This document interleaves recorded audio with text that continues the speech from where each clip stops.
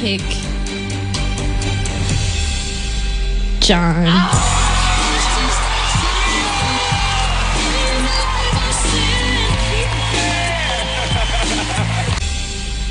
John.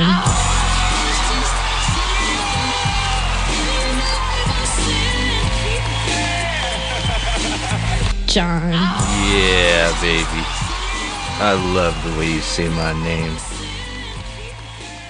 What's up, everybody? It's the Views from the John podcast, and it's Friday. It's Friday, October 18, 2019. How are you? I'm just checking in on you. How are you, everybody? It's Friday. Finally, right? The weekend's here. Then it will be over, and it's Monday morning again. Welcome. It's Views from the John for October 18th, 2019. Hey, want to start out with a shout out to Opie. Anybody know Opie? Remember Opie and Anthony? Opie and Ant? My God, let's see. I first discovered them because they were on WAAF 107.3, the rock station out of Boston, for many years. And yeah, they were the best DJs there. Awesome. They came up with the Whip 'em Out Wednesdays. Everybody over the Massachusetts had the Whip 'em Out Wednesday sticker, right? Where the women would pull up their shirts and flash you. Or, hey, some dudes would even whip out their junk and flash you. But that's what it was all about, man. It was Whipping It Out Wednesday. That was Opie and Anthony. They got fired from AAF. Then I want to say they went to... God, am I going to get this wrong?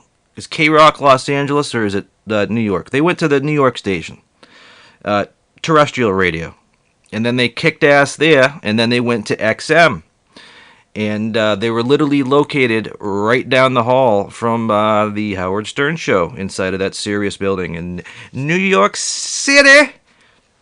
But yeah, Opie, real name Greg Hughes. Sorry, I don't think that's a big mystery that Opie's real name is Greg Hughes. But here's why I want to give a shout out to Opie, right? Opie, if anybody knows comedy, anybody knows radio, anybody knows podcasting, anybody knows Bill Burr, Jim Norton, Patrice O'Neill, they were all friends and stopped by the Opie and Anthony podcast tons of times over the years. And the reason I want to give a shout out to Opie is because I've been talking about this on the podcast, right? Where there's, we're all in the same field, right? I'm in the entertainment field. So is Opie. Opie's been doing this at a high level, making good money, good living, right? For quite a long time. But I reached out to him last night through a private Instagram message. Just a quick, what's up, man? How you doing? The fucking guy got right back to me.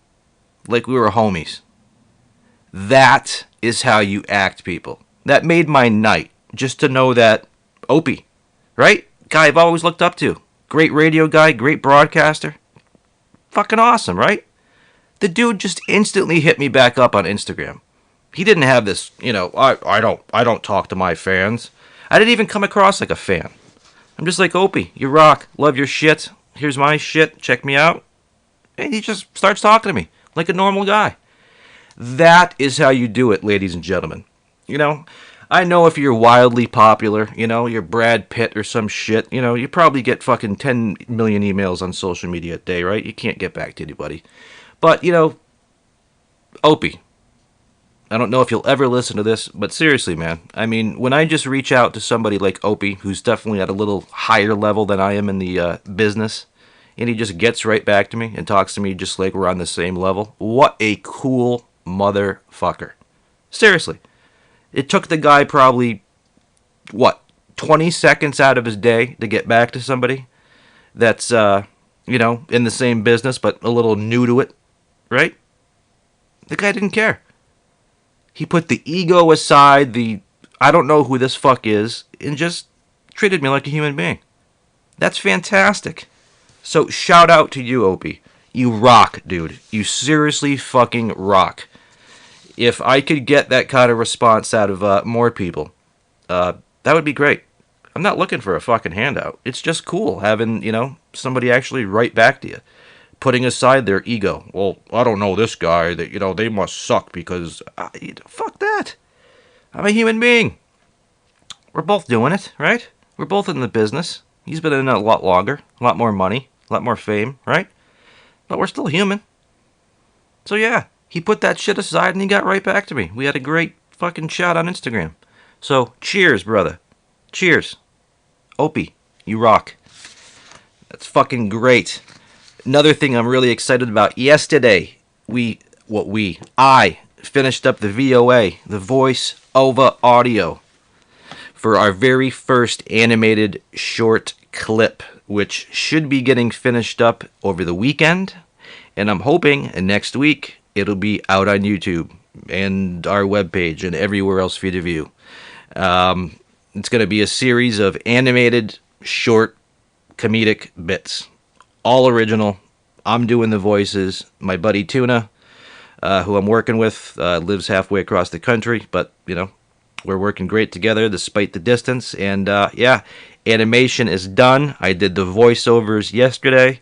I had a great time recording those voiceovers. It was really fun picking out which one of my 200 voices in my head I was going to use to put up to the characters. But yeah, the VOA is done. The animation is done. We're just going to be syncing the audio to the animation, and we'll be releasing it. I am super, super excited for that. So get ready for that. And how about playoff baseball, huh? The Nationals, the Washington Nationals, swept the Cards. Howie Kendrick, NLCS MVP. I tell you, man, I was talking about this in the last podcast. The Nationals came out of nowhere, right? I think they were like below 500 at the All-Star break. And then they got into July, August, and they were just murdering people.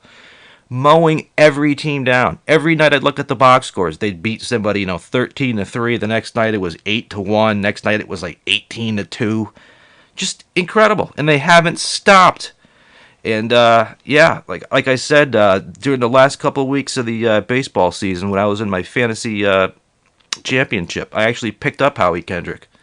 Because he was on fire, and he still is. And congratulations to that dude, man. So that, your Washington Nationals are in the World Series. And again, congratulations to Howie Kendrick, NLCS MVP. And yes, the Washington Nationals are in the World Series. And, I got the suspicion that the Donald is somewhat behind it, right? Everybody seems to play the Trump card, right? Everything that goes wrong, it's Trump's fault, right? So if you're a baseball fan and you're like, how the fuck did the Washington Nationals get into the World Series? Blame it on Trump, right? He's got to have something to do with it, right? Anything that doesn't go your way in this country, it's Trump's fault. Trump this, Trump that. I get it, man. All right? I'm not a fan. He's a buffoon. But I'm telling you, it's convenient, right? He's become the scapegoat. Anything goes wrong in your life, just blame it on Trump. You didn't get that date tonight? Blame it on Trump. It's Trump's fault, right? Just everything's Trump's fault, right? You're having a shitty day at work today? Blame it on Trump, right? He'll take it. Just go on Twitter. You can argue with him. You can tell him. You can tell him how your prom date, stood you up and it's his fault. And he'll argue with you. He'll be like, that was not my fault, right? So yeah, if you don't like the Washington Nationals being in the World Series, just blame it on Trump. Pull up that chair, right? Play that Trump card. Hug your Trumpy bear. But I don't know, man. These Nationals with that support of the Trump, right? Can the Yankees or Astros compete? Speaking of that, the Astros are up 2-1. Uh-oh. Is it going to be your New York Yankees or is it going to be the Houston Astros? And can either one of them possibly compete with the Nationals? I don't know, man. I think fate is in the Nationals' corner. I really do. Look what they're doing. They're just running over teams. Not only are they a great team with a great pitching staff and a great offense, but they are just on fire right now. And when you're in that groove with the pitching staff they have, Scherzer, Corbin, you kidding me? There's just, I don't know. I really don't know. As good as the Yankees are, as good as the Astros are, the Nationals are just as good, but they are just playing with this like fever, right? They are just playing with this, you have a look of destiny about you. They have a look of destiny about them, don't they? I don't know. I don't know if they can do it. I don't know if we'll have enough time. To compete with the Nationals. But hey, you know what? The Yankees have won it, 28 billion times? Astros have been doing it a lot lately. Let's give it to the Nationals, huh? So, here's to you, Washington Nationals. I will be rooting for you in the World Series, despite that my Boston Red Sox are an American League team, but hell will be frozen over before I root for the Yankees. Never. If I had it my way, that plane would probably crash on the way to Houston. Sorry, Yankees fans, that's terrible, right? No, I'm sorry. I don't wish your plane crashes. I really don't. Just back when A-Rod and Jeter were riding on it. Not a big A-Rod fan or Jeter fan. Great baseball player, but the fact that he was with the evil empire just forever will rub me the wrong way. Like Johnny Damon, right? Johnny Damon. Nobody can forget what Johnny Damon did for Boston baseball, right? The Dirtbags, what he did in that 2004 ALCS and everything else, man. Johnny Damon. And then what happens? We lose him to free agency and he goes to the evil empire. Oh my God. And then he finishes his career. I'm telling you, man. I got a couple acquaintances that know Johnny Damon personally. And I tell you, I would love to meet that man someday. Just because, he'll forever be a hero in Boston. Just like Dave Roberts, right? Mark Bellhorn, Minkiewicz, Keith Folk. Any of those guys from the '04 series, man. Tim Wakefield, Jason Varitek. Those guys will never have to buy another meal in Boston for the rest of their lives, right? Just baseball legends for helping us do what we did back in '04. But those guys, right? I just lost my train of thought. I don't know why I'm talking about those guys. The Red Sox. Yeah, lost my train of thought. Fuck it. Yes. Fuck, dude. I was laughing my balls off Sunday night. You guys watch Family Guy? Right? All right. When Family Guy came out, it was like revolutionary to me. I was buying up the DVDs, especially season 2, 3, 4 when it first came out. And then, Family Guy kept going strong. And then I feel like right around the time that like American Dad came out, I think Seth MacFarlane might have been focusing a little bit more on Family or on American Dad than Family Guy. And I think Family Guy was blowing in the breeze there, kind of flapping out, kind of left to dry. People were kind of more on the Family Guy train now, or the American Dad train. Me, I love them both, right? But I definitely think Family Guy kind of dropped off. I don't know what it is, but this newest season, I believe it's season 18, right? The first 4 episodes, 3 episodes into it? Fucking fantastic. Family Guy is back with a vengeance. I don't know if Seth has now really turned his skills back to his baby, but I'm telling you, the episode that just came on last Sunday, it was called Absolutely Babulous. And it was just fucking hilarious. It was just quintessential great old school Family Guy. Every cutaway gag was roll on the floor laughing. there was like 3 specific cutaways that I had to screen capture and keep for myself. A couple which I actually uploaded to my YouTube channel if you want to check them out. One of which is when Chris gets saved from a burning house by John Herbert, the pedophile old man pervert down the street. And the other one I really, there was so many. There was a bar mitzvah one that I didn't end up capturing that was absolutely hilarious. The other one that I really, really, really loved, and I'm fucking drawing a blank right now. What was the other cutaway? Oh, the Muesli cereal. The German cereal that likes to watch you poop. Holy shit. I don't know, dude. I would love to be in that writing room for just one episode with those guys. I cannot imagine how much fun they have coming up with this shit. But I'm telling you, if you like Family Guy, or you used to like Family Guy, and now you've kind of fallen off, go back. Check them out again. Because the latest season, brand new season, season 18, they're 3 episodes into it, fucking absolutely hilarious. Okay? Another one that's killing it. And I talked about this all the time. SouthPark. SouthPark. I think I have 26 episodes of SouthPark saved on my home DVR, right? And it's just a snippet of my favorite SouthPark episodes. Actually, you know what? Let's try to pull that up right now. I'm going to read, if you were a big SouthPark guy like I am, I want to see if any of these episodes might resonate with you, right? But these are some of my favorites, right? Overlogging. When the family heads out west, when they find out the internet's gone. Fish sticks, right? The fish stick joke with Kanye West. How classic. Casa Bonita. The Mexican restaurant where Cartman does... Oh my... How fucking manipulative and evil is Cartman? That's what I love about him. It drives me nuts. But the lengths that he goes to manipulate people and get his way is insane. And it's on full display in Casa Bonita. Margarine, when they turn Butters into a girl. Oh my god. Mr. Hanky, the Christmas Pooh. The very first episode he ever appeared in. Season 1, episode 9. When he comes out of that fucking toilet when Stan's taking a shit and he's like, how the hell y'all smelting dust and flour?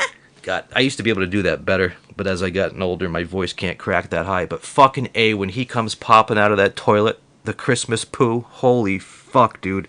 I don't know if I've ever laughed that hard in my life. I can watch it now, 20-something years later, and still laugh just as hard. And, oh my god, when his parents walk into the bathroom, because they hear all this commotion, and they see just shit all over everything, and they're like, Stan, what did you do? Or was it? Oh, it was Kyle. They're like, Kyle, what did you do in here? There's shit all over the place. He's like, no, it's Mr. Hanky. He's alive. And I think he's just standing there with like shit in his hand. They're like, what the fuck? So yeah, man. Oh my god. So yeah, Mr. Hanky, the Christmas Pooh. Make Love Not Warcraft, where all the kids turn into like 400-pound, Warcraft players, and there's some idiot that keeps killing them. The Human Centipede, where they do a spoof on the Human Centipede movie. Ike's Wee Wee. School counselor Mackie gets fired and Kyle tries to prevent Ike's circumcision. More Crap, the one where Randy takes the world's record for the biggest shit, but it ends up being Bono as the record holder. The F Word, where the obnoxious motorcycle riders that disrupt everybody. The Tale of Scrody McBooger Balls, the controversial book that the boys read. Oh my god, this is creme fraiche, dude. Anybody seen my creme fraiche? My fresh cream? Randy's obsession with the Food Network forces Sharon to explore a new interest of her own, which is the shake weight, which gives you that refreshing splash when you're done. The alarm goes off in the middle of while she's sleeping. You have not worked out in 8 hours. Oh, but sleep weight. I'm tired. It'll only take a minute. I can't go to I'm telling you, dude, nobody gives the FU, okay, to PC-ness and all that other horse shit than Trey Matt. Nobody. Family Guy comes close. The others, I don't know. But nobody will ever do it as well as Trey and Matt. They just can't. But Creme Fraiche, man, oh my God. Towley. The first episode of Towley, Towley shows up. The list where the girls rank the boys in order from cutest to ugliest. And they just, what is it? It's either Kyle or Stan is ranked the ugliest behind Cartman. And he just can't get it. Kenny and his girlfriend. When Kenny takes his girlfriend to the Jonas Brothers concert. The Ring. The Abstinence Ring. The Return of the Fellowship of the Ring, where the boys accidentally have the most hardcore porno in their possession. Smuggler with everyone driving around Priuses. Grey Dawn with the old people that, drive over everybody in town and kill them. Medicinal Fried Chicken, where Randy gives himself ball cancer just so he can get medicinal marijuana. I mean, these are just a portion, just like the scratching the surface of the classic episodes that South Park has. And that's just scratching the surface. Just South Park is the best adult comedy series of all time. Nobody can touch it. You can't. You can try to combine The Simpsons, Family Guy, American Dad, and all of them. And combined, they will not touch South Park. South Park just takes on, PC-ness and just gives it the most absolute middle finger possible. They take on no matter what subject, no matter how crazy, ridiculous, no matter how controversial, they go head at it with just both fingers up in the air. Screw you. And I love it. I love it. Because I keep saying it, man. Don't get offended by comedy. It's comedy. Well, yeah, but, no, I don't know. It's offensive. What? I'll never get getting offended by comedy.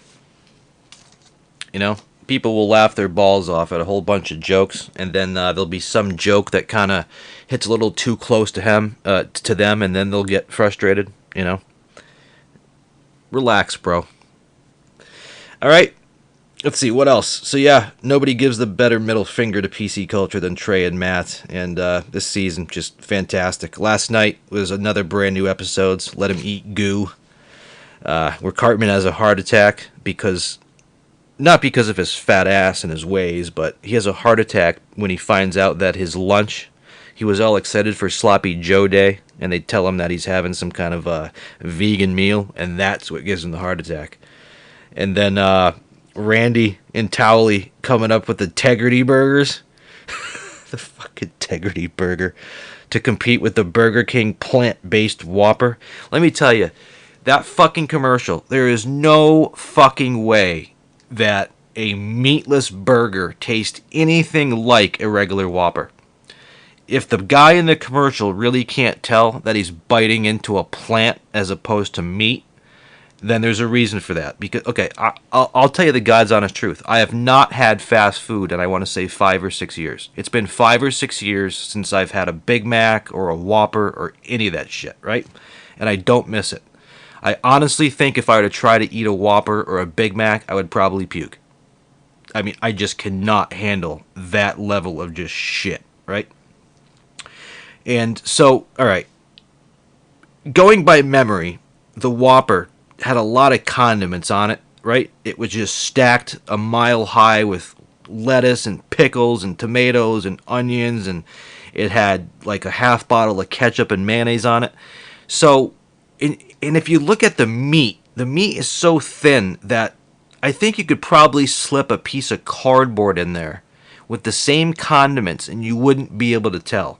So that's why I think people can't tell that they're eating a plant instead of meat, because there's so much other shit on that sandwich. Look at it. Next time you get a Whopper, look how much crap there is on it besides just the little slice of meat or whatever's in it.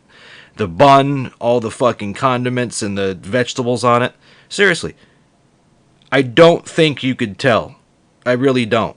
And from somebody who's actually been behind the scenes at a Burger King, if you saw what those burgers started out with, or started out before they actually were quote-unquote cooked, I don't think you'd go back there. All right?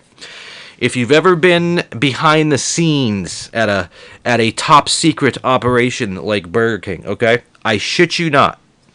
The burgers look like the size of a full-size plate, right? That's your Whopper. They take your Whopper out of a freezer, not even covered, right? So it looks like a freezer burned size of a full-size plate. It looks like a freezer burned Frisbee, right? That you just took out of the freezer, right? That's what you're eating. Then they just throw that fucking thing on a conveyor belt, and it slowly rolls along some flames, right? And then on the other end, you got this quote unquote meat, right? That's what you're eating. So basically, you're eating a freezer burned, completely frozen solid disc that's literally the size of a fucking Frisbee. And then about 2 minutes later, when it magically comes out the other end, it's a Whopper.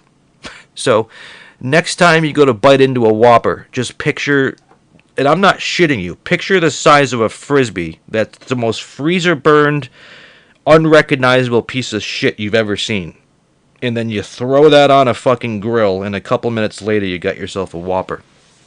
Enjoy! Man, remember back in the day? Back in the day, and I can't believe I have to say this now, back in the day, but back in the day, they had 99-cent Whoppers. This is in the mid-90s. 99-cent full-size Whopper. And I'm telling you, me and my buddies, and fucking back in Grimlock, especially Johnny the singer, we used to fucking love Big Macs, dude.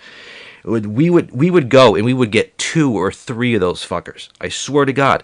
One of those giant Big Macs was only 99 cents, and you would get 2 of those fuckers, and we would scarf those things down. We'd feel like hell afterwards. But this is no lie. This dude, Johnny, that was the singer of fucking Grimlock, I think he's calmed down now, but back in the day, he was a madman.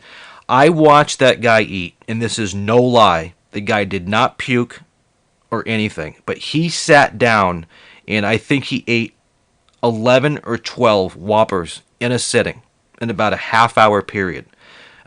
He was really back into bodybuilding, and he just had to get as much calories into him as fucking possible. And these things were 99 cents, and they were fucking delicious. Don't get me wrong. I don't eat this shit anymore, but these things were fucking delicious, right? And they were only 99 cents, and these things were huge. And they just tasted great.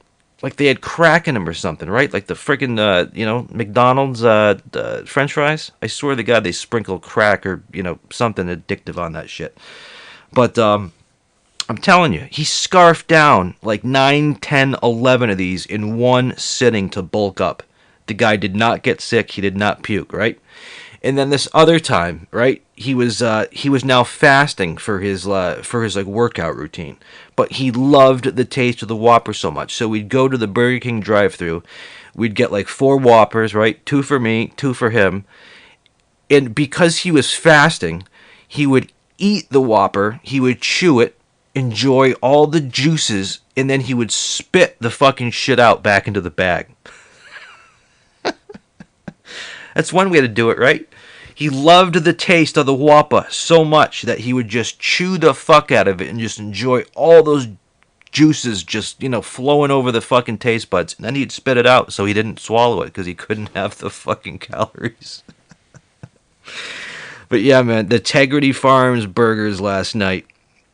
I don't know if anyone got a look at the t-shirt that Randy was wearing. Somebody has to make this t-shirt. But it basically said Tegridy Burgers.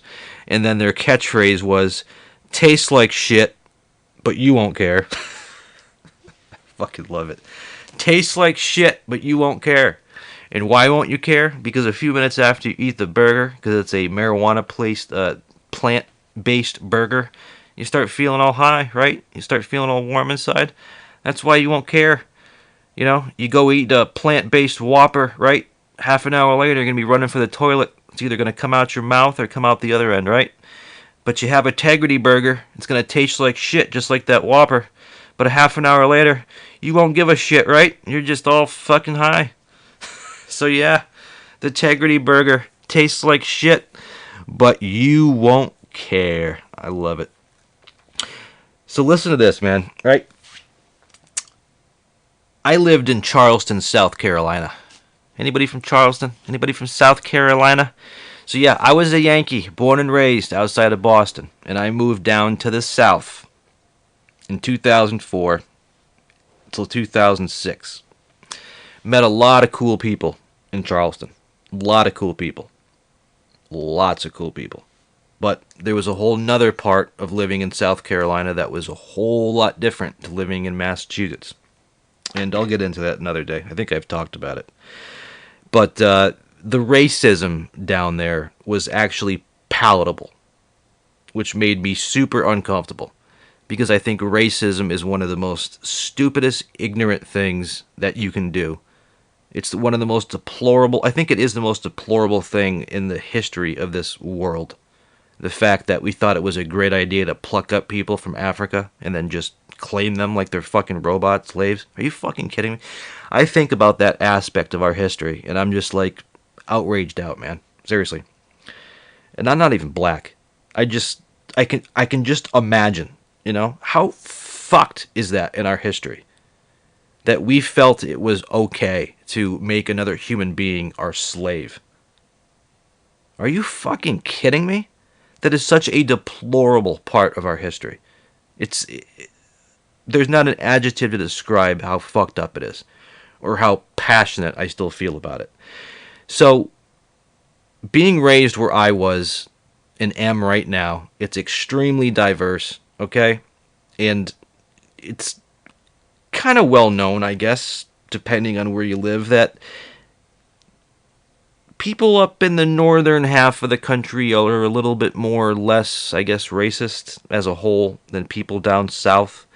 You know, down south was where slavery was really big in those days, and, segregation, and you still got some ignorant hick white people that, still think that it's, the 1700s or whatever.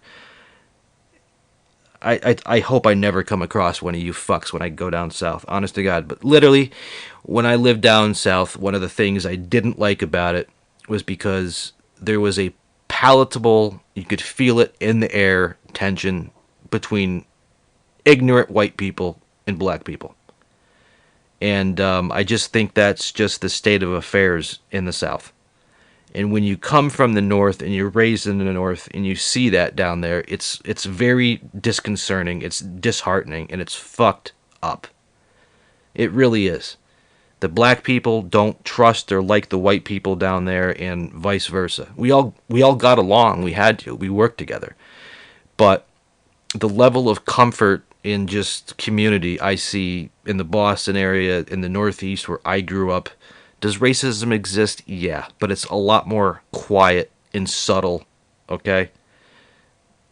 Down south, it was blatant, out in the open. You could cut it with a knife. And from somebody who isn't racist, whose heart bleeds for other people, especially the black community, I fucking hate that shit. I really do. But anyways, I was living in South Carolina. I had not started my stand-up career at that point. And I'm really kicking myself in the ass for not. Because one of my good buddies, who I still talk to this day, he was getting his comedy start in stand-up the exact time that I met him and my friend met him when we were living in South Carolina for those 2 years. But for some reason, I never remembered going to see his stand-up. I just, for some reason, wasn't focused on stand-up. I was focused on my food and beverage management career when I was down there, and sleeping with as many women as possible. Those were my focuses. But had I opened up my eyes, I could have got into the stand-up game back in '04, been with another stand-up guy that I could have bounced bits off of and all kinds of shit. And there's a guy named Darius. Darius. I'm thinking of Darius Rucker. I don't know why. Dusty Slay. Anybody heard of Dusty Slay?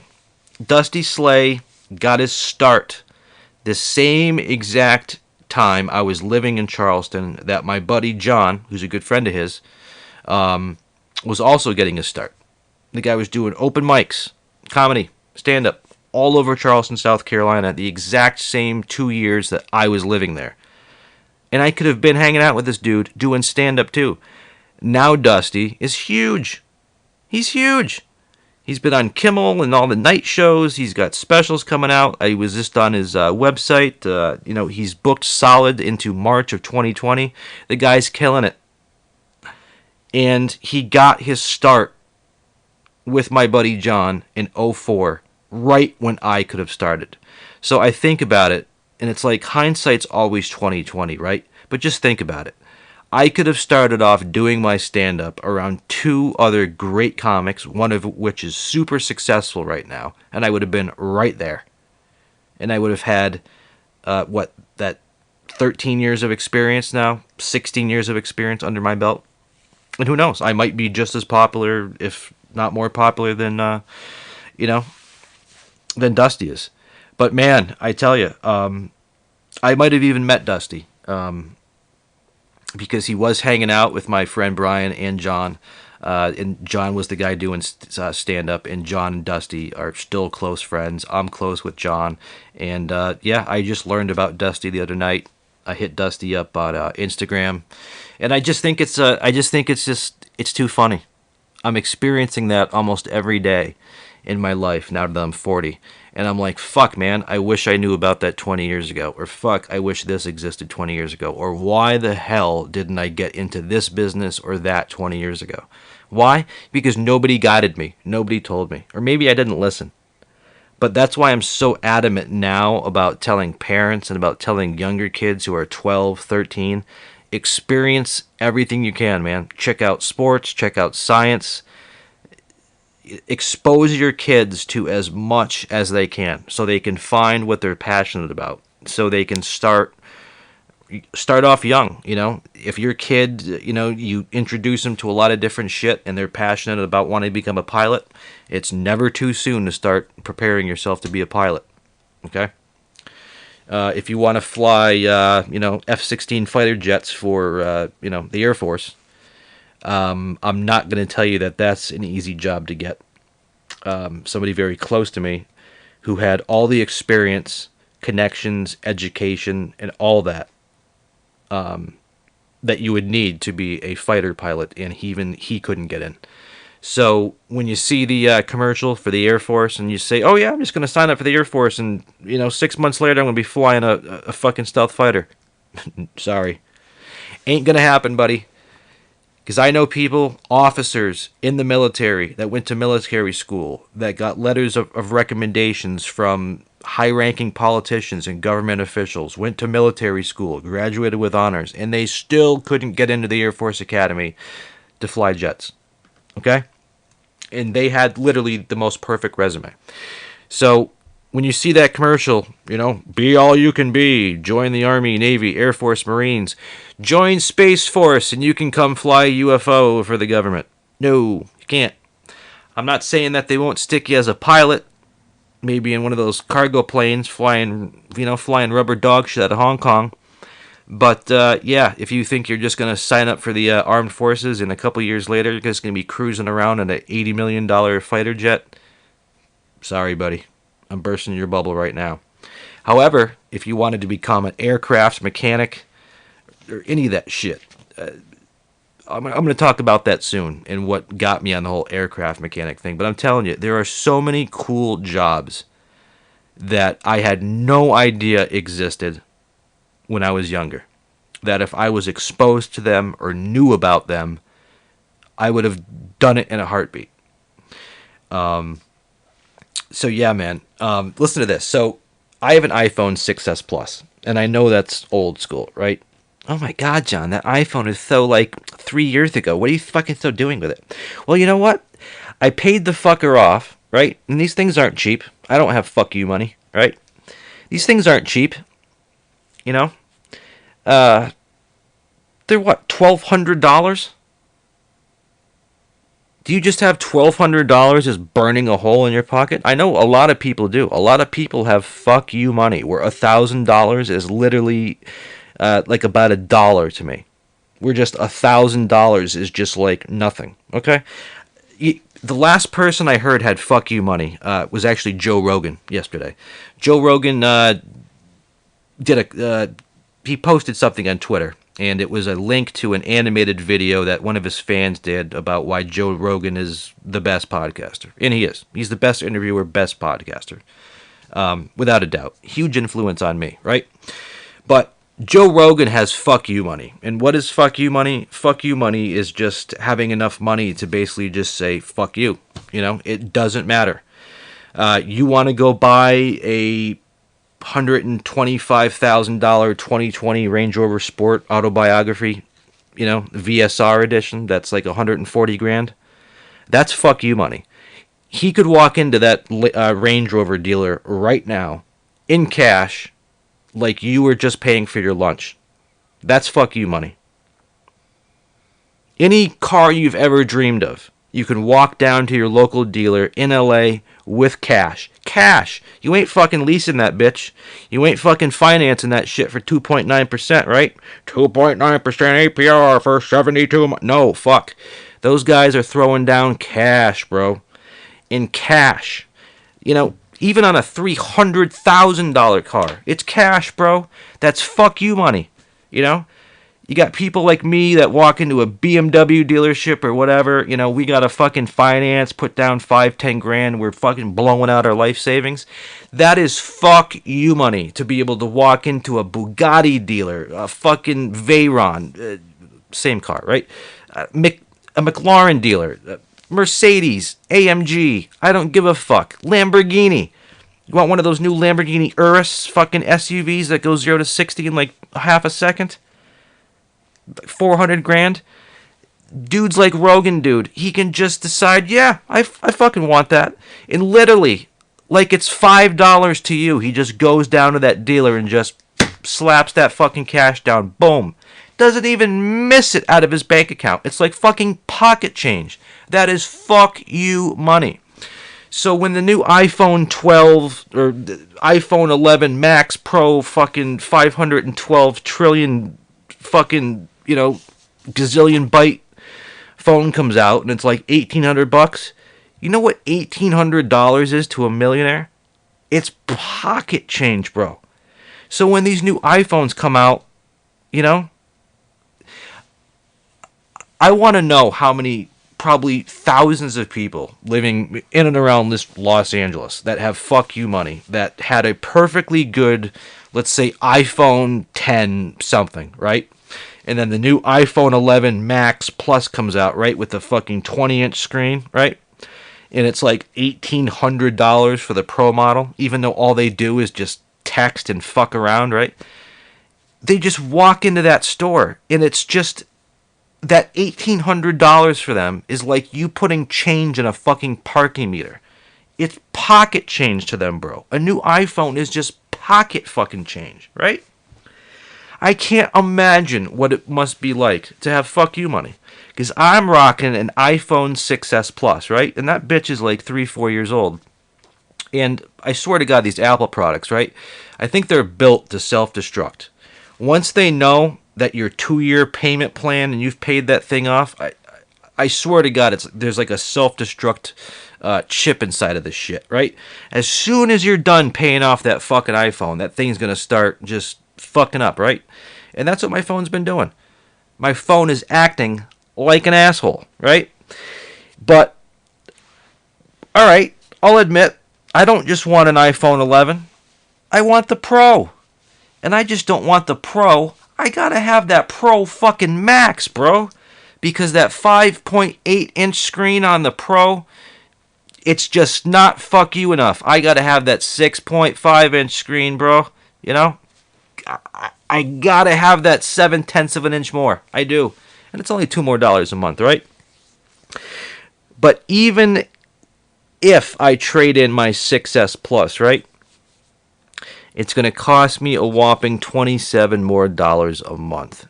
And you're probably thinking to yourself, John, $27 a month? That's like a cup of coffee a day. Yeah, it adds up, right? I don't have fuck you money. Jesus Christ. The phone, if I paid cash for it, it's like, what, $1,200 for an iPhone 11 Pro Max. Just a 64 gig. I don't need the 512 gig. I use iCloud. You have iCloud, you don't need all that gigs, all right? But yeah, $1,200. Now, $1,200 to me, do I have that in the bank? Okay, yeah, I got $1,200 in the bank, but am I just going to go blow $1,200 on a fucking phone? No. But if you have fuck you money, or not even fuck you money, if let's say you're making $300,000 a year, or $500,000 a year, $800,000 a year, $1 million a year, you got money, bro. You can go down to the fucking store, plop down cash for that iPhone, or put it on your credit card. When that bill comes in, you just pay the whole credit card bill off, right? I don't have that level of money. I'd like to. I really would. But it doesn't mean I'm going to go out and just spend it on fuck you things, you know? The only reason I need a new iPhone is because my 6S Plus is acting like a bitch. It's self-destructing, right? There's not a scratch on it. It still looks brand new. I take care of my shit, right? There's no viruses on it. It's never been dropped, never been fucking dropped in the toilet, right? None of that shit. But yet, as soon as you're done paying that fucker off, it's like clockwork, right? The battery level just, the battery life lasts like an hour now instead of the whole day, you know? I swear to God, Apple has put in some kind of self-destruct chip inside of the iPhone. So when it knows you've paid the phone off, or it thinks it's time that you have to, I think that was Steve Jobs' last fuck you, right before he died. He's like, little do these people know that I've implanted some kind of a chip in there that's going to automatically make your phone malfunction the second we've detected you're done paying it off. So yeah, that's my theory. So yeah, I need a new iPhone. But I haven't figured out how I'm going to pay for it because I just don't have that fuck you money. And I think about people that have fuck you money, right? How many billionaires are there on this planet? It's like, I can't remember. Billionaires. Now, do you think a billionaire that literally has $1 billion in their bank account would even notice if $1,200 came out of their account to get me a new iPhone, right? Think about it. Think about $1 billion. That's $1 million more than 999 million. Okay? So when you look at all that money, $1,100 on even $1 million, that's pocket change, bro. That's literally like me pulling out a dollar to get my kid a 99-cent McFlurry or some shit, right? That's pocket change, bro, to a millionaire or a billionaire. Pocket change. But it seems like the more money some people have, right? They just get more frugal with it. And that's another thing, man. If I ever have fuck you money, call me out on it. Say, hey, John, you finally got some of that fuck you money. Can I get some? And if you got a good enough reason, I'll probably send you the fucking money. What am I going to do? Get buried with my money? I'm going to make sure I have enough squirreled away for retirement to make sure family and any kids I have or any wife that doesn't take it in the divorce is set, right? Want to make sure any kids or my kids have enough money to go to college and stuff like that. But other than that, I'm donating it to charity. I see somebody struggling on the street needing a new iPhone, right? There you go, buddy. There's your $1,200. Go get yourself an iPhone and a 40. Right? A lot of panhandlers around here, man. And I'm pretty fucking torn about those guys, right? Because they stand out in front of like a business all day long with a sign saying, give me money. But then I think to myself, there's a McDonald's right behind you. And minimum wage in this state, I think, is up to $10 or $11 or even $12 an hour. That's $12 an hour, bro. Like, god damn, even in the late 90s, when I first got out of college, making $15, $16 an hour was a lot of fucking money. Now minimum wage is $12 an hour, bro. But you're going to stand there all day with a sign begging for money? Why don't you turn around and walk into that McDonald's? They'll fucking hire you. Think about it. Let's say you're homeless for some reason, right? I don't know why you're homeless, but let's say you are. $12 an hour, working 40 hours a week. What, $440 a week?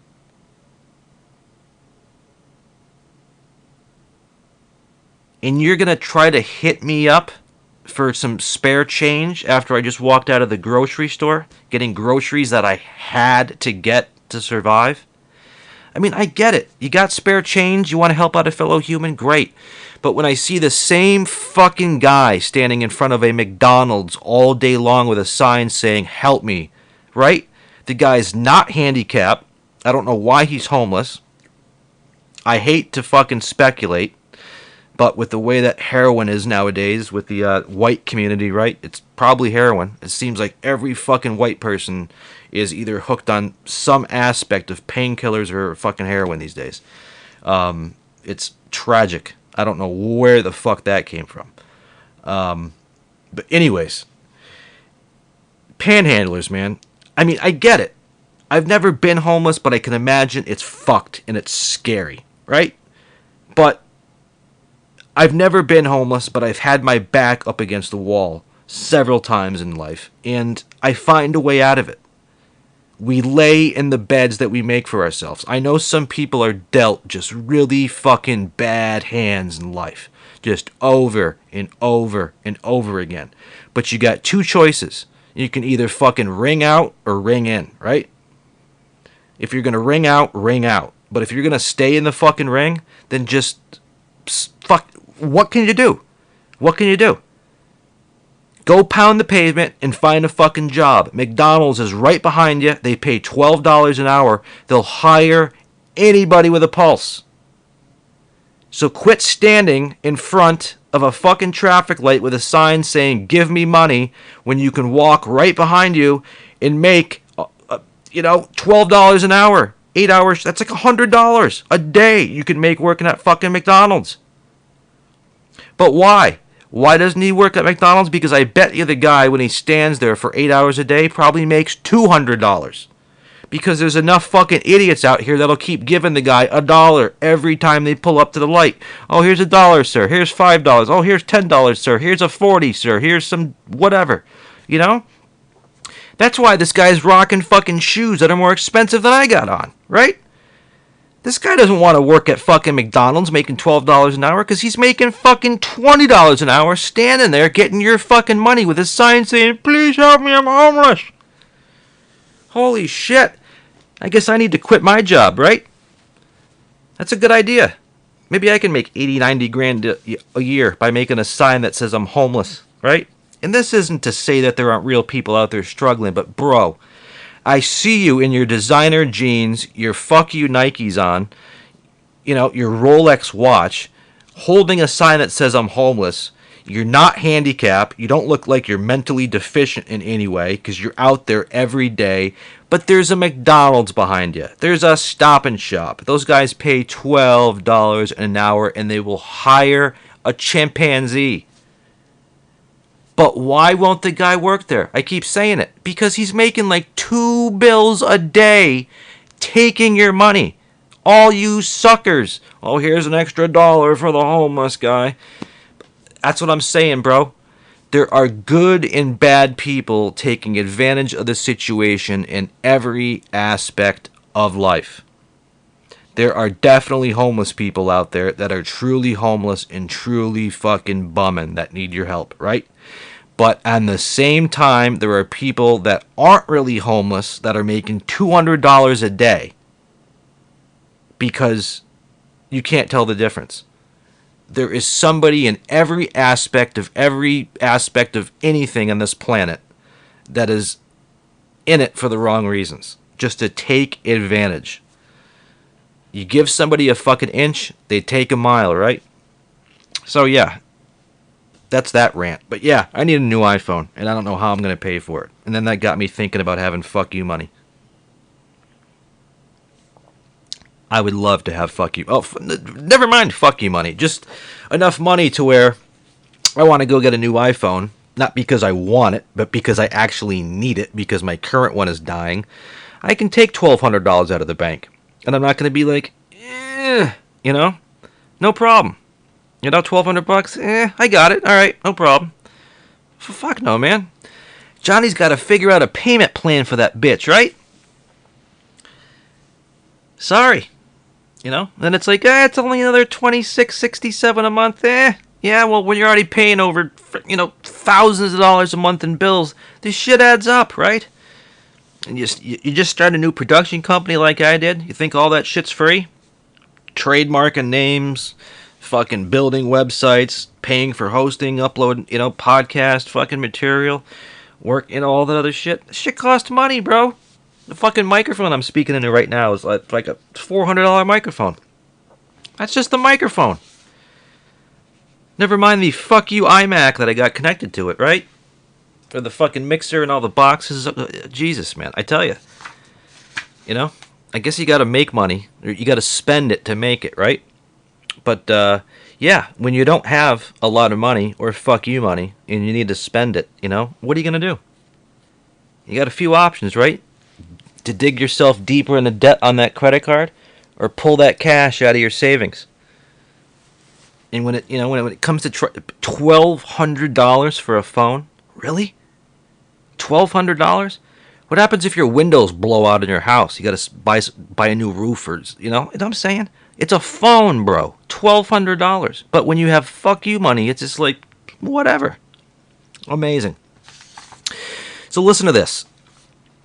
One thing I always been very fascinated with, right, is the paranormal. Ghosts, other dimensions, Bigfoot, Sasquatch, all that kind of shit, right? It's fascinating to me. It is. How could you not be fascinated by it? It's freaky, isn't it? And I believe in it. I have never had a paranormal experience in my life. I have never seen a ghost. Nothing. Have I had some weird experiences in my house? Yes. But could I rationalize all of them with some common sense? Yes. Okay? Not everything is paranormal. However, do I believe that paranormal is real? Yes. And what do I mean by paranormal? Well, the definition of paranormal is, something crazy that happens that just modern science can't explain, right? So I definitely think that people have had paranormal experiences where they see a ghost in their house, or they see a legitimate object move on its own for no fucking reason. Or let's say a ball of light that just floats through the air. That kind of shit is a little bit harder to debunk, right, than a noise or a bump or a bang or claiming you're fucking possessed, right, or some shit like that, right? So I definitely believe in it. And if you don't, I feel sorry for you, because this world is just, it's not so black and white, okay? There is something to ghosts. And I'm not saying ghosts are dead people or demons, or that the paranormal is even the dead, or another dimension, or another world that's like right next to ours that we can kind of hear and see sometimes. That's kind of what I think it is. There's something to it. Our bodies are made up of energy. Our souls are energy. It's a fact that when the human body dies, we lose weight, and that's not because your bowels just evacuated. You ever hear about that? Evidently, when you die, no matter what you die from, the first thing you do is like your bowels just go. You basically shit yourself when you die. So I'm not looking forward to dying for several reasons, but that would be one of the main ones. Well, I'll be dead. I won't care. But I'm not looking forward to shitting myself when I pass. Okay? But, yeah, that is not the reason that we get lighter. Okay? This isn't science fiction, people. Okay? Our bodies are made up of energy. There is energy inside of us. Our soul. Who we are. Our personality, right? That is energy. Our bodies are just meat puppets. We are just a meat puppet. We're a vehicle. We're like a car. Our personality, our soul, is what's controlling this meat puppet, which is our body. We're like Our soul is the driver that's in a car, and the vehicle is our body. That's all our bodies are meat puppets. Our soul, our personality, who we are, is what's controlling this meat puppet, right? And when this meat puppet of a body that we have dies, our soul, our personality, who we are, moves into a different state of consciousness. We no longer have a physical body, but we do move on to a different state of being in consciousness. Okay? That is real, my friends. There is life after death. Exactly how that life looks and feels, smells, and sounds, we don't know. But there is life after death. But I'm also a hardcore believer that if you take your own life because you think it's going to be better dead, I don't think you're going to be happy. Because if you think taking your own life, you're just going to fall asleep forever, or you're going to wake up in heaven, I don't buy that. I was raised Catholic, but I don't practice Catholicism. I don't necessarily buy Catholicism. I believe that Jesus Christ was a real person. I believe he walked the earth. But in terms of what the Bibles say about him, and the burning bush, and the Virgin Mary, and all that other stuff, I'm sorry. I'm a man of kind of needing fact. But I do believe in God. I believe there is a God. God is not a person. It is not a man. It is not a woman. It is not a toaster. God is just... You can't think of God as being like a person. It's not a dude. It's not a human. God is just... God isn't even an entity. It's just... God is the creator. Look at how complicated life is, and the planets are, in the solar system. How complicated the human body is. There was a master architect to this, people, okay? This shit just didn't happen. There was a master architect. If you look at the complexity of the planet and everything that's here, and just all of it, you cannot be that naive to just say there was just a bang and boop, we're here. There's no fucking way. There is a master intelligence. I don't know what that intelligence is. It's not human. It's not alien. It's just a being of some sort. That is God. And I believe God sees and hears everything. I also believe it's a distinct possibility that when God felt like humanity was at the right time, that he might have sent a human messenger to speak on his behalf, and that was Jesus Christ. I'm not saying it didn't happen or couldn't have happened. I believe Jesus Christ was real. He was definitely a real guy, right? I believe that. However, one of the things they preach in Catholicism, and maybe even other, different forms of religion, is there's a heaven and a hell, right? And I don't know if I buy that. But they always said that, committing suicide was one of the worst things you could do. It was like an F-you to God, who gave you the gift of life. And life is a gift. It may not seem like it sometimes, but I feel really sorry for you if you do not think that life is a gift. Just stop for a second. As crazy or as fucked up as your life might get, life is a gift, bro. And it's going by real fucking fast. We are just hurling right now towards our death. Quicker and quicker and quicker. That's why you have got to live every fucking day and appreciate it, man. But I'm telling you, if you get to the point where you feel suicidal, don't. Okay? Because if you think you're going to go to sleep forever and just end the pain that you think you're in, it ain't going to happen. And I truly believe that those who commit suicide go to a place like hell. That is something that they beat into us, in Sunday school when I was raised Catholic. But I tend to kind of believe that. I believe that taking your own life is like the ultimate middle finger to God, who gave you that gift. And it's really fucked up and sad to think about. This is supposed to be a comedic podcast, or it's supposed to be, but I can't help but talk about some of this shit because this stuff really fascinates me. But seriously, dude, I really think that if you take your own life, that you're not going to be in heaven, you're not going to pass on to that next life, that you could very well end up in a hellish place where you literally feel like you're burning, being burnt alive for eternity.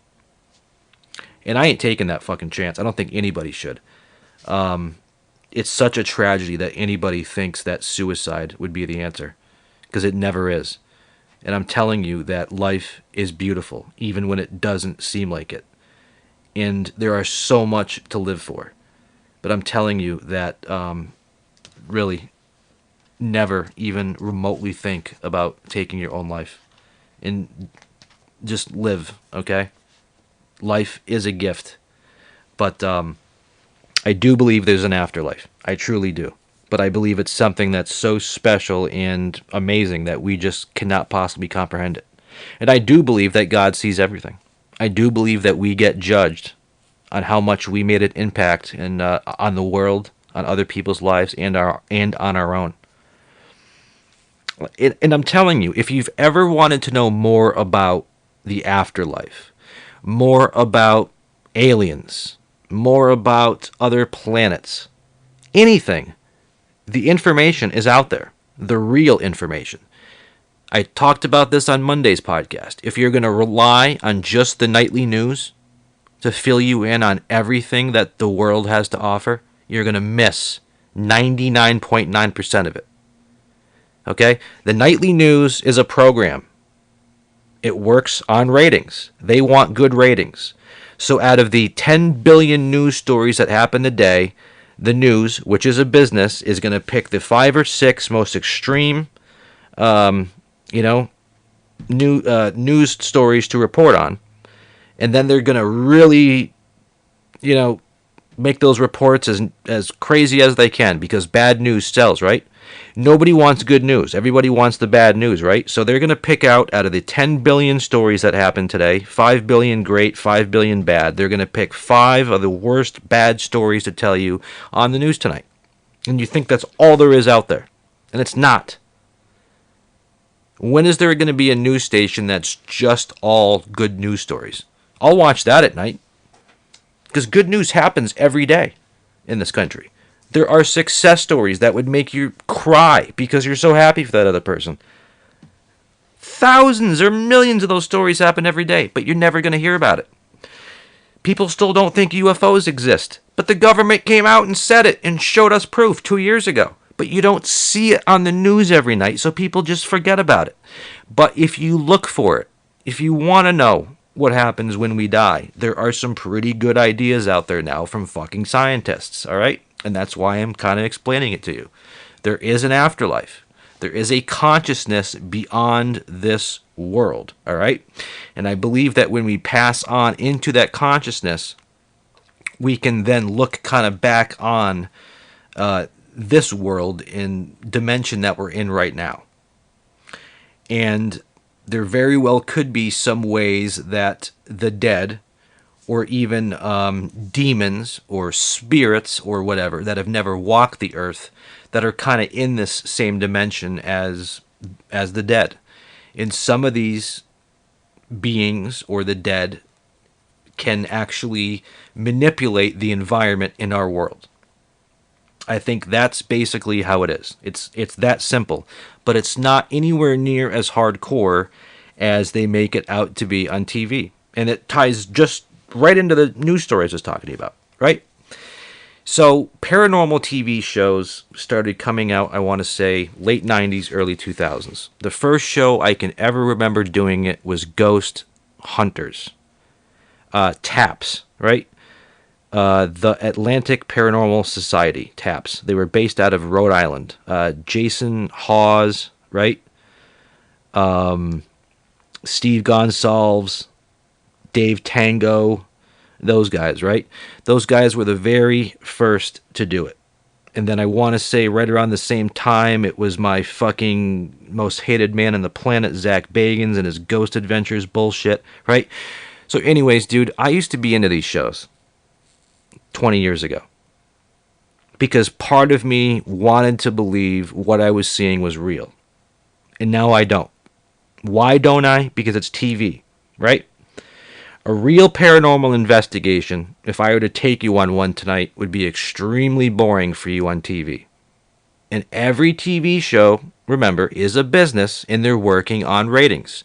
So if you have a paranormal show where they aren't catching fucking demons popping out of people's assholes, right? It's going to get bad ratings. So when you take a look at Zac Bagans' latest Ghost Adventures show, it is so over the top, it is now mocking a science. Every investigation they go on now is something demonic where the devil is literally crawling out of somebody's asshole, right? And they're catching all this crazy fucking shit. But I've explained to you, like I did on the last podcast, it's a magic show. It's for TV entertainment. The guy is a scam artist. He is.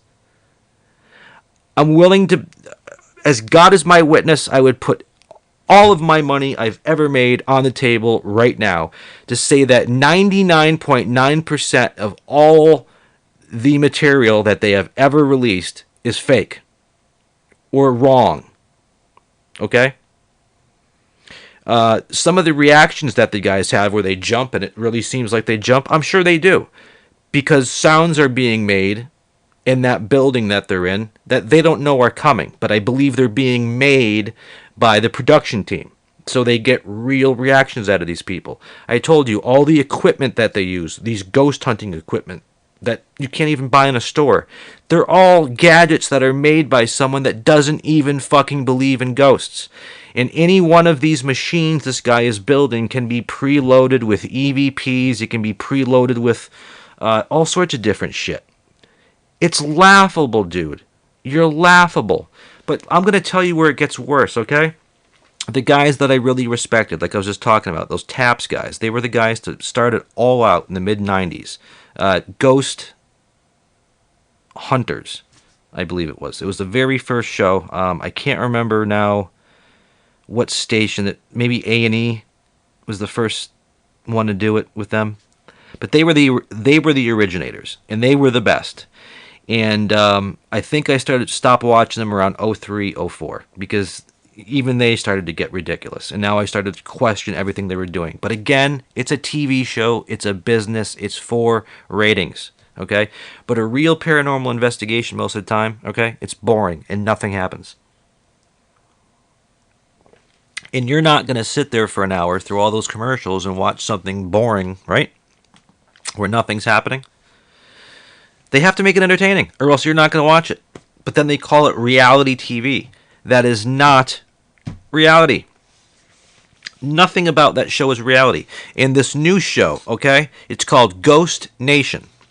It's pretty much it's 3 out of the same 4 guys that started Ghost Hunters, that TAPS organization out of Rhode Island, okay?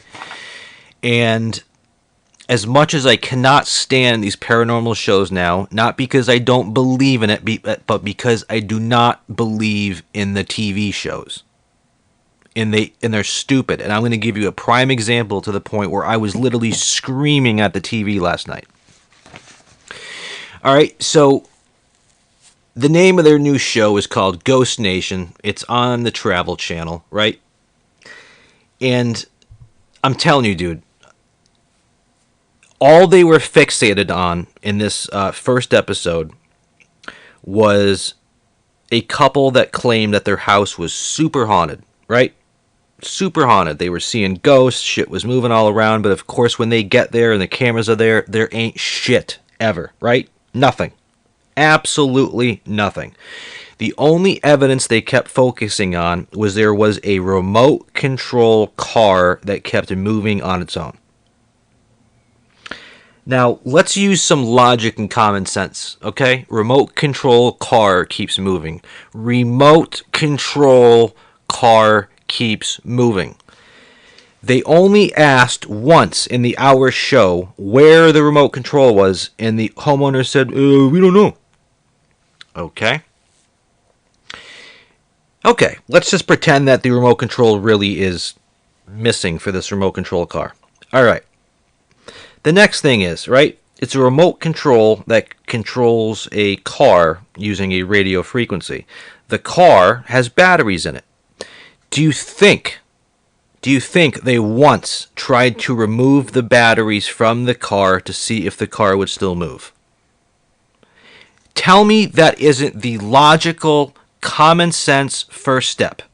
If I am a paranormal investigator, because I wanted to be a cop, I really did. I came close 2 times in my life. I've always wanted to be a police officer. I am a huge law enforcement supporter. But I just have that mentality. I have a detective mentality. And had I been hired in 2003, like I should have been here, I would have been a detective by now, by several years. And when I turn on my detective cap, okay, let's say I'm just a regular police detective, but I'm going to somebody's haunted house, and they say, okay, here's my proof. This remote control car keeps moving on its own. I'd say, okay, where is the remote control? Oh, we lost it. All right, I find that suspicious. Okay, then I see the car does move on its own, just randomly. They say, hey, ghost, can you move that car? And then 2 seconds later, it'll go, and it'll just move, right? Well, the first thing I'm thinking is, like, somebody has to have that fucking remote. Don't tell me the remote is just gone. Something wirelessly is controlling that car. But like I just said, the next logical step would be to remove the batteries from the car. Because if I remove those batteries and the car still moves, now it can be possibly paranormal, right? But they didn't. They didn't even fucking mention it. How is that possible? I mean, honest to God, I was screaming at the TV like, oh, but take out the fucking batteries. Seriously, how can anybody in their right mind, and I'm so fired up about this, I think I want to actually hit one of those guys up on Instagram and just ask them that question. And I guarantee they won't get back to me because they're fucking pussies, right? But just answer me that. How can you release a TV show that's that flawed, where your only proof of the paranormal is a remote control car that moves, but you claim that nobody has the remote, and you don't think enough to try taking out the batteries that's in the car? They didn't. Not once. They put fresh batteries in it. But tell me, so that would be the first thing I would do as a detective. You tell me you don't have the remote, I would be suspicious of that. Then I would see the car move on its own after you just asked it to. Okay, I'm going to take the batteries out. Now tell the car to move. If the car don't move without the batteries in it, then it ain't paranormal. Sorry. Because those old toy remote control cars, they operate off of a signal, right? Like a radio wave, like megahertz, right?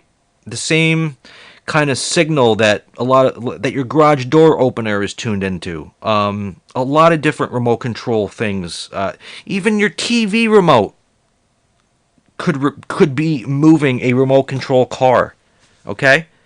That car, because it has the batteries in it, is picking up some kind of signal, either from the remote, which somebody has hidden somewhere, or maybe that remote control, right, is in the bottom of a toy chest, and occasionally that toy chest kind of moves around, and that's what moves the car. But this car, they didn't test it once to see if it would move without the batteries in it. And that would debunk it right there. If the car still moved with no batteries in it, then okay, then maybe we have something paranormal. But you keep saying, "Oh, this has to be paranormal. The car moves, and it's not our walkie-talkie making it move." They went out and bought another toy car to see if that toy car's remote control would do it. And it's like, no, dude, it ain't. If it's not on the same fucking frequency. But how could you be that stupid? Honest to God. I mean, I'm not trying to be a dick. I'm hoping this is funny to you, you know? Because when people get ranted up, I get amused when people get ranted up about stupid shit. But this is how stupid it is.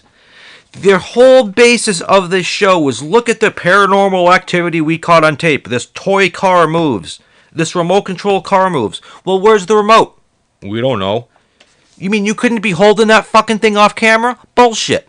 Take the fucking batteries out. They didn't mention it once. That's why the show is 100% bullshit, because I guarantee you, if you took the batteries out, that fucking car wouldn't have moved an inch. And you got all these people say, ooh, look at the paranormal exists, the car moved. No, it didn't. It's TV. If they went to some farmhouse that was supposedly haunted and they didn't catch a single noise or a single anything, they wouldn't have a TV show. Nobody would watch it. And when you're talking about real paranormal stuff, it doesn't happen as frequently and as hardcore as it's depicted. It's to sell you, folks. It's to keep you interested. It's to keep you tuned into the station so the commercials that they play can bring ad revenue. It's not real. The paranormal is real. There definitely are ghosts. There's definitely demons. People get fucking possessed. But these paranormal TV shows, every fucking one of them, bullshit, garbage. You heard it here first. And I'm telling you, if any of these fucking guys, I don't give a fuck who you are, if you run any kind of a paranormal group, invite me out on an investigation. I'll come out with a complete open mind. I really will. I won't talk shit. I won't make fun. I'll come out there with an open mind.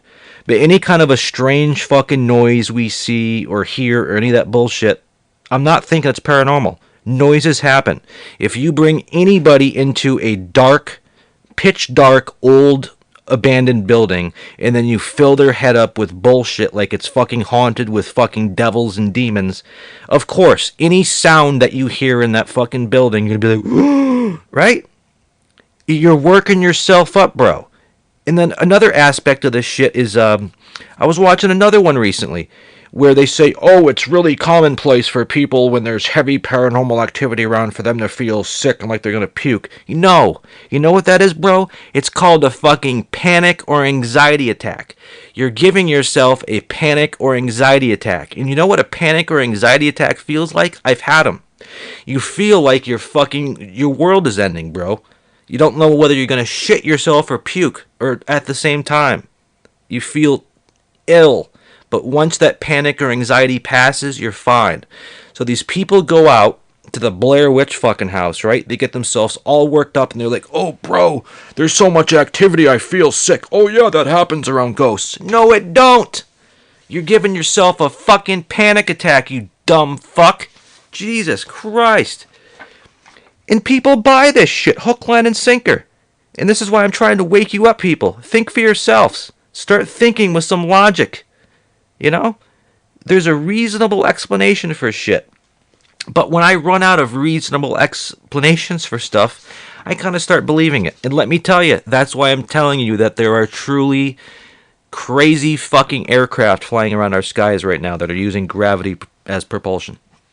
That's a fact. You can't deny that at this point. I can't. I've tried to. I've tried to find holes in it. I've tried to debunk it. It's fucking impossible at this point.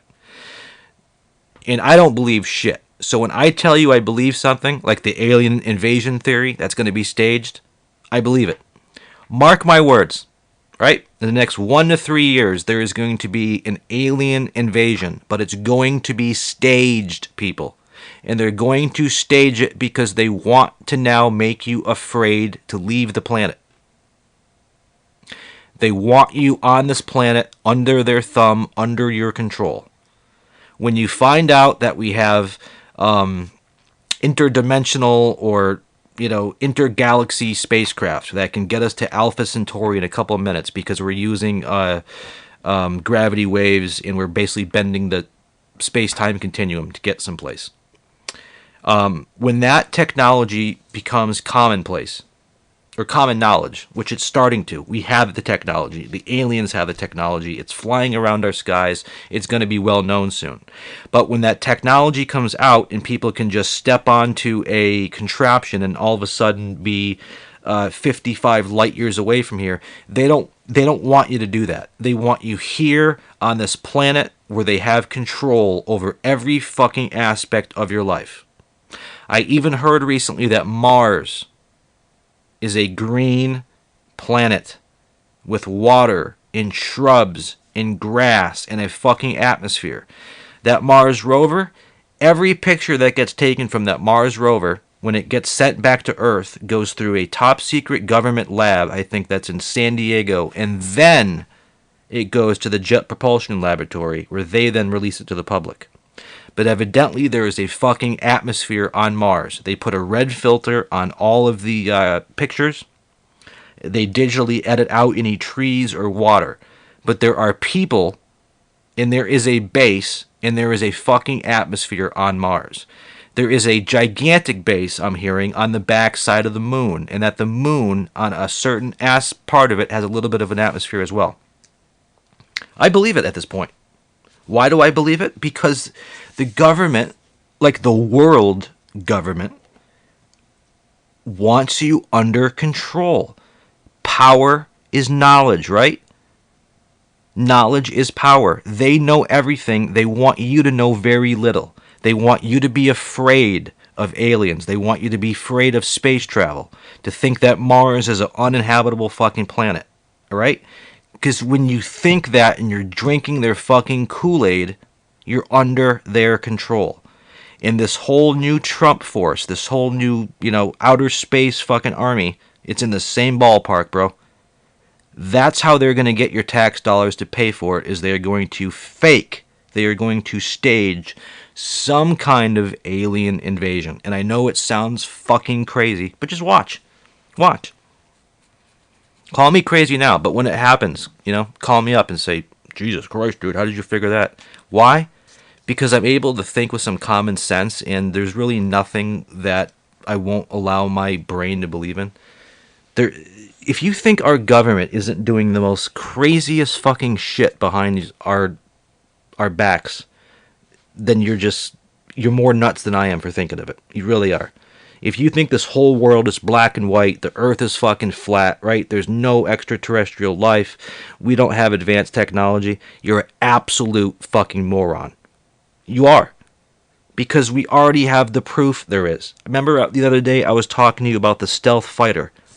Have you seen that thing? That thing came out in the late 70s and it still looks like a fucking UFO. That thing was operational from 78 to 88 for 10 years protecting the United States. And nobody knew it. Nobody knew we even had it. To this day in 2019, you cannot photograph the back end of a an F-117 stealth fighter. The exhaust on that is a top secret still. They first flew that thing operationally in 78, and it is now 2019, and that aircraft still looks like a fucking UFO, right? And the exhaust outlets on it and how the exhaust works is still a classified top secret. Next time you have access to a military base or an air show, and they happen to have an F-117 there, see if your ass can get anywhere near behind that fucker, and you won't be able to. Nobody can. I don't even know if the mechanics that work on those, they must have a special group that works on those. But yeah, man, I'm telling you, there's a buddy of mine who's an aircraft mechanic for the Air National Guard. He works on F-15s, and he knows every bolt, nut, and everything about that jet. He could even fly the fucker if he wanted to. Obviously, you're not allowed to, but they hop in those cockpits all the time and start them up. He knows every bolt, nut, panel, everything, how those aircraft work. It's nuts. That's like an $80 million aircraft, right? So there's obviously aircraft mechanics that must work on the 117, the stealth. But I know that is a Skunk Works developed jet, just like the SR-71 was, the U-2 spy plane. We don't know who Skunk Works is. Skunk Works is a division of Lockheed Martin, the aircraft builder, that was responsible for building our stealth fighters, the B-2 bomber, the U-2 spy plane, the SR-71. Those were super, super advanced aircraft. They still are. They were developed under the top secret Lockheed Martin division called Skunk Works. And Skunk Works is still building new planes in 2019. We just don't know what the fuck they are. That's why I think some of these UFOs that we're seeing could very well be the predecessor to the stealth fighter.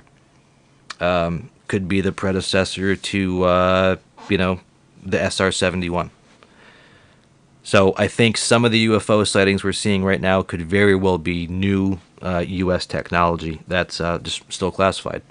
Because if you don't think that there were UFO photos taken of the stealth fighter before anyone knew we had it, there was. Because when you look at that thing from the bottom, it's shaped almost like a perfect triangle. So if you were to see that thing humming over your house, let's say in like 1988 or 1986, when we didn't even know we had the fucking thing, and you took a picture of it from the upside, from the bottom, it would look just like a UFO because it was shaped like a triangle. But it wasn't. It was a jet. So what do you think we have in 2019 that the government isn't telling us about? Right? That's all my point is. Okay? Don't be naive. Don't think that we're not experimenting with some crazy fucking shit, right? But yeah, dude, that whole ghost show is retarded. But I am going to give you one ghost show that is real. It is. It's 100% real. And this is why I love it, and this is why it's the best one out there. It is not your typical paranormal show, where you got a bunch of idiots like Zac Bagans and his homies that go to some demon's house, right, and suck the devil's cock, right, with all these crazy instruments that you can't buy in stores. That ain't how it works, right? That's not real. That's not real paranormal. This show is. It's called Dead Files. And here's what Dead Files is. Dead Files, not a very great name, but Dead Files, it's hosted by two people. One is a world-renowned psychic, and I know what you're thinking about psychics, right? I know there's a lot of bullshit people out there that claim to be fucking psychic, but this girl, and believe me, I might be into a lot of conspiracies, but I just don't buy shit hook, line, and sinker. You tell me something crazy, I'm going to say, no fucking way. But then I'm going to go research it. And I'm going to find out. And then I'll come to my own opinion. And I've come to this opinion. Amy Allen is her name. She's a psychic. She's real. She's real. There's some out there that claim to be, like that, that guy that used to, do the faith healing, and he had the earpiece in his ear. It was all a bunch of bullshit. He wasn't doing anything. He was just reading people, I forget that guy's name. SouthPark made fun of that guy recently on an episode. John something, right? Faith healer idiot that was wearing like a, he was getting people's information and then making it seem like he could read their minds and shit. This girl isn't like that, Amy Allen. She's not like that. So somebody will call up the show and be like, yo, my house is haunted as fuck, right? And she'll go out there with her partner, and her partner is a retired New York City homicide detective. This guy is a no bullshit New York ex-homicide detective. No bullshit. All right? So basically what happens is Amy gets brought to the house wherever there's trouble, and she isn't told a fucking thing. She doesn't know what state she's in. She doesn't know where she's at. Everything inside the house is covered up so she can't see pictures. She can't see if she's in a kid's room. Nothing. Everything is taken out of the house. And she is flown there blindfolded. And she walks through the house and she just uses her gift to see what, if anything, is residing in that house, paranormal. And she's able to identify and even describe what's there. Sometimes it's nothing. Sometimes it's just a spirit that used to live in the house that likes still kind of acting like, they still live in the real world, but they're not dangerous, And other times she'll go someplace where she's like, bro, you got like 10 demons in this fucking house that are literally trying to kill your little girl. And she ain't bullshitting. And this is why okay? So they don't go and do the investigating with the fucking noises and all the bullshit, right? She goes and does a walkthrough in a house and has no fucking clue where she is. And everything in the house is covered. That's a fact. And then the detective goes and acts like a real police detective, because that's what he is. He's a New York City homicide cop. And he interviews these people like a detective. Forget about the fucking paranormal crazy shit. He fucking goes at it like a detective, like a police detective. And then he does real research. And then at the end, him and Amy come together without talking. And she's somehow, about, I'd say 80 to 90% of what the cop figures out through true investigation work, through documents and historical records and all that stuff, matches whatever Amy felt or saw in her head with her gift. And I'm going to give you one last example why this show is real, okay?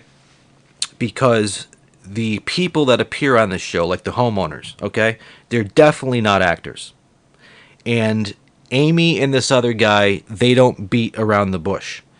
Amy and this other guy have straight up freaked people out and told them that there is an unseen force in their house literally trying to murder their kid. And then like the mother will just lose her shit. Who wouldn't?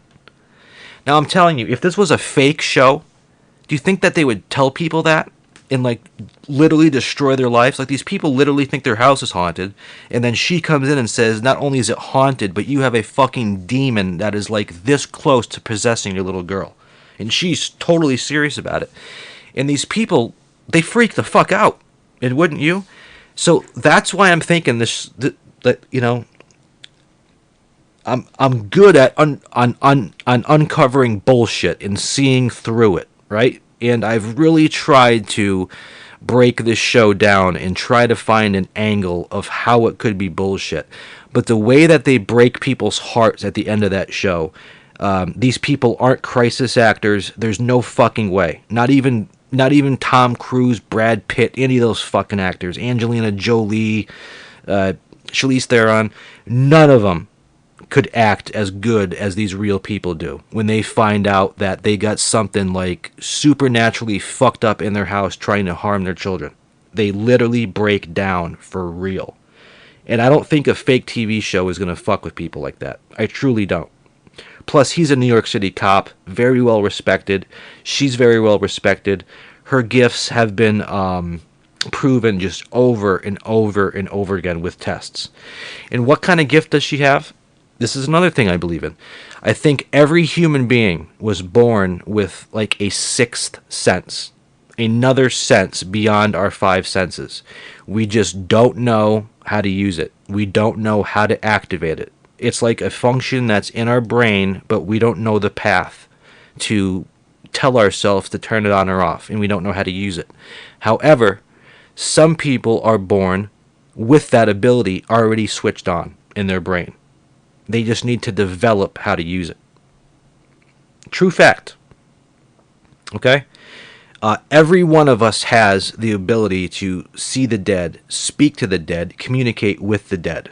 We all do. It's just most of us, that function is turned off in our brains, and we don't know how to turn it on. We don't know how to think, go gadget, fucking brain go. We don't know how to turn it on. But some people are born with it on. And she was one of the people that was born with it on. And I know you've seen it depicted in movies like John Constantine, right? John Constantine, like realized he had gifts growing up because he would see dead people and think he was fucking nuts until he realized that when he passed away for like a minute as a kid, that hell was very real and the devil was very real.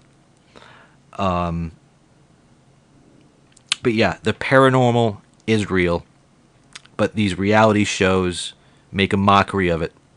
And that latest one with the guys that pretty much created it, fucking Ghost Nation, I can't believe you guys were so stupid to where you didn't think to take out the batteries once.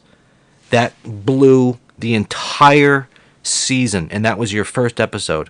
You just blew up all your credibility by releasing just the most horrible, blatantly obvious, stupid, fucked up episode I've ever fucking seen, okay? You guys ruined it. So, congratulations. But if you are interested in watching a real real paranormal show where they don't go into all the different sounds and bullshit. You're just going to hear a real psychic. I know you're not going to believe it, but she's fucking real. You're going to hear a real psychic tell real people what's inside their home because she's able to see it with her own eyes and sometimes communicate with it. And sometimes the shit she reveals is ill. I mean, really ill. And so ill to the point that these parents or whoever the homeowners are, they literally, like, have a fucking freak out on camera. And it's real. These people are not acting. They're getting told some ill news. Can you imagine? Just imagine one day, right? You're living in a home, you're married, you got 2.2 kids, the dog, right? And all of a sudden, slowly but surely, you start hearing fucking banging noises coming from your attic. And you think it's a squirrel or the fucking house settling, but it's not. And then slowly but surely, the banging starts getting louder. And then you start seeing shit move around your house, right? And you're trying to fucking rationally think this out. Like, wait a minute. Like, this cannot be happening. And then, all of a sudden, you see your daughter walk backwards up a wall. Right? Something you've only seen in horror movies, something you never... I mean, seriously, that fucking happens to people. I think sometimes people that are just rooted in logic sometimes get confronted with something so extraordinary that it's just right in front of you, and you're just, like, frozen. Because you cannot comprehend what the fuck you're experiencing or looking at. I think that happens to people. It really does. I hope it never happens to me. I seriously don't. Because I think I would be fucking freaked out. I don't get freaked out over noises in my house. The place I'm living at right now, I've been here almost 10 years. If there was something paranormal here, I would have experienced it. Are there occasional creaks and noises in the house? Yes, but they can all be explained, right? If there was something paranormal here, I would know it. But then again, hauntings can happen out of the clear blue. They say sometimes you can bring a haunting home. It's like stepping in the gum. So next time you want to go check out that haunted house or that haunted cemetery or that whatever, just know if you go to that haunted place, sometimes this shit can follow you back. Just like you stepped in some gum and now you just brought a fucking ghost into your house. So, I don't know. Maybe you should leave the ghost hunting to other people. But honest to God, if there's anybody out there, I think there are paranormal groups that exist in Massachusetts. I think you're all bullshit. I truly do. And I would love to test that theory on my own. So I call you out. Anybody, you have a paranormal group and you want to prove to me that the paranormal exists and that you're all just not fucking freaks, invite me. I will go there with an open mind. But do not expect me to not call you out on any bullshit I see.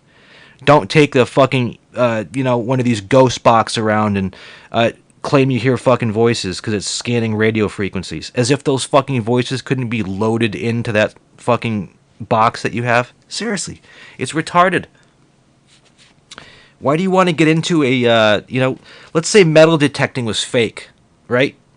That metal detecting didn't work, but people were just buying them and combing beaches. That's like what you're doing. Why are you calling yourself a paranormal investigator when you're using all fake equipment? It's like having a fake metal detector and walking up and down a beach. What's the fucking point of that? You're using a fucking, Christ. The paranormal is real, but what you're doing isn't. So if you're really into the paranormal, why don't you go do some real paranormal shit? And I think maybe with the TV shows, it just all boils down to the money, right? Zac Bagans needs to buy himself another $300,000 car while his buddy Aaron Goodwin, right, drives around a fucking minivan. Even though they both do the same amount of work. Oh God, I can't stand that prick. I tell you, Zac Bagans, I am coming to Las Vegas to your fucking haunted museum, and I am coming for you, my friend. Okay? I'm coming for you, buddy. I'm not making a threat. I'm just saying, I just want to meet you. I want to meet you. I do. I want to have you on my podcast. I want to call you out. No, I'm not going to do that. Why? Because someone's going to call you out? I think even Joe Rogan has tried to get that guy on his podcast, and the guy won't do it. Why won't he do it? Because he knows he's full of shit. And if he goes on a fucking podcast, right, especially with somebody like Joe Rogan, he's going to get called out, and the guy is going to lose his fucking Ferraris. So, yeah, pretty nutty, right? Pretty fucking nutty. But, yeah, I've spent way too much time talking on this shit. I was supposed to spend a few minutes on each of these topics, and this is what's happened. All right, anyways, I'm excited as hell for the new Rick and Morty. Season 4. If you haven't seen Rick and Morty, I don't know what your problem is. I don't like adult cartoons. Can't you just look past the fact it's a cartoon, bro? Rick and Morty, I can't even describe. I can't put it into a category. It's comedy, it's drama, it's science fiction, it's Rick and Morty makes me laugh, it makes me question reality, my life, there's morals to the story, the fucking writing, the animation, the characters, the voiceovers, it's just phenomenal. It's not a comedy like a SouthPark or a Family Guy or something, or Simpsons, okay? It's different than that. Like I said, some episodes are fucked up. It'll make you like walk away from the TV like, wow, you know. Other times you're laughing your balls off. It's ingenious, this show, okay? And season 4 is finally almost here, okay? The 10th of November. I think they said 5 new episodes coming the 10th of November. I don't know if that means the first episode starts on the 10th or they're just going to release 10 right in a row. But they finally released a trailer with some clips of the upcoming season. And I'm so excited, all right? I was watching the trailer last night, and I must have rewound it 10 times. We see Poopy Butthole, right? Poopy Butthole is back. What a fucking great name for a character. Poopy Butthole. Awesome. Thank you. Thank you, Dan Harmon. Thank you for coming up with Poopy Butthole. We see Morty wearing a Nazi uniform, fighting with a Meeseek. I saw 2 clips where the Meeseeks were back. We get to see the Meeseeks again. Yeah, can you help me take 2 strokes off my golf game? Sure can. Mr. Meeseeks, look at me. Mr. Meeseeks, can you make me a professional stand-up comedian? Sure can. Look at me.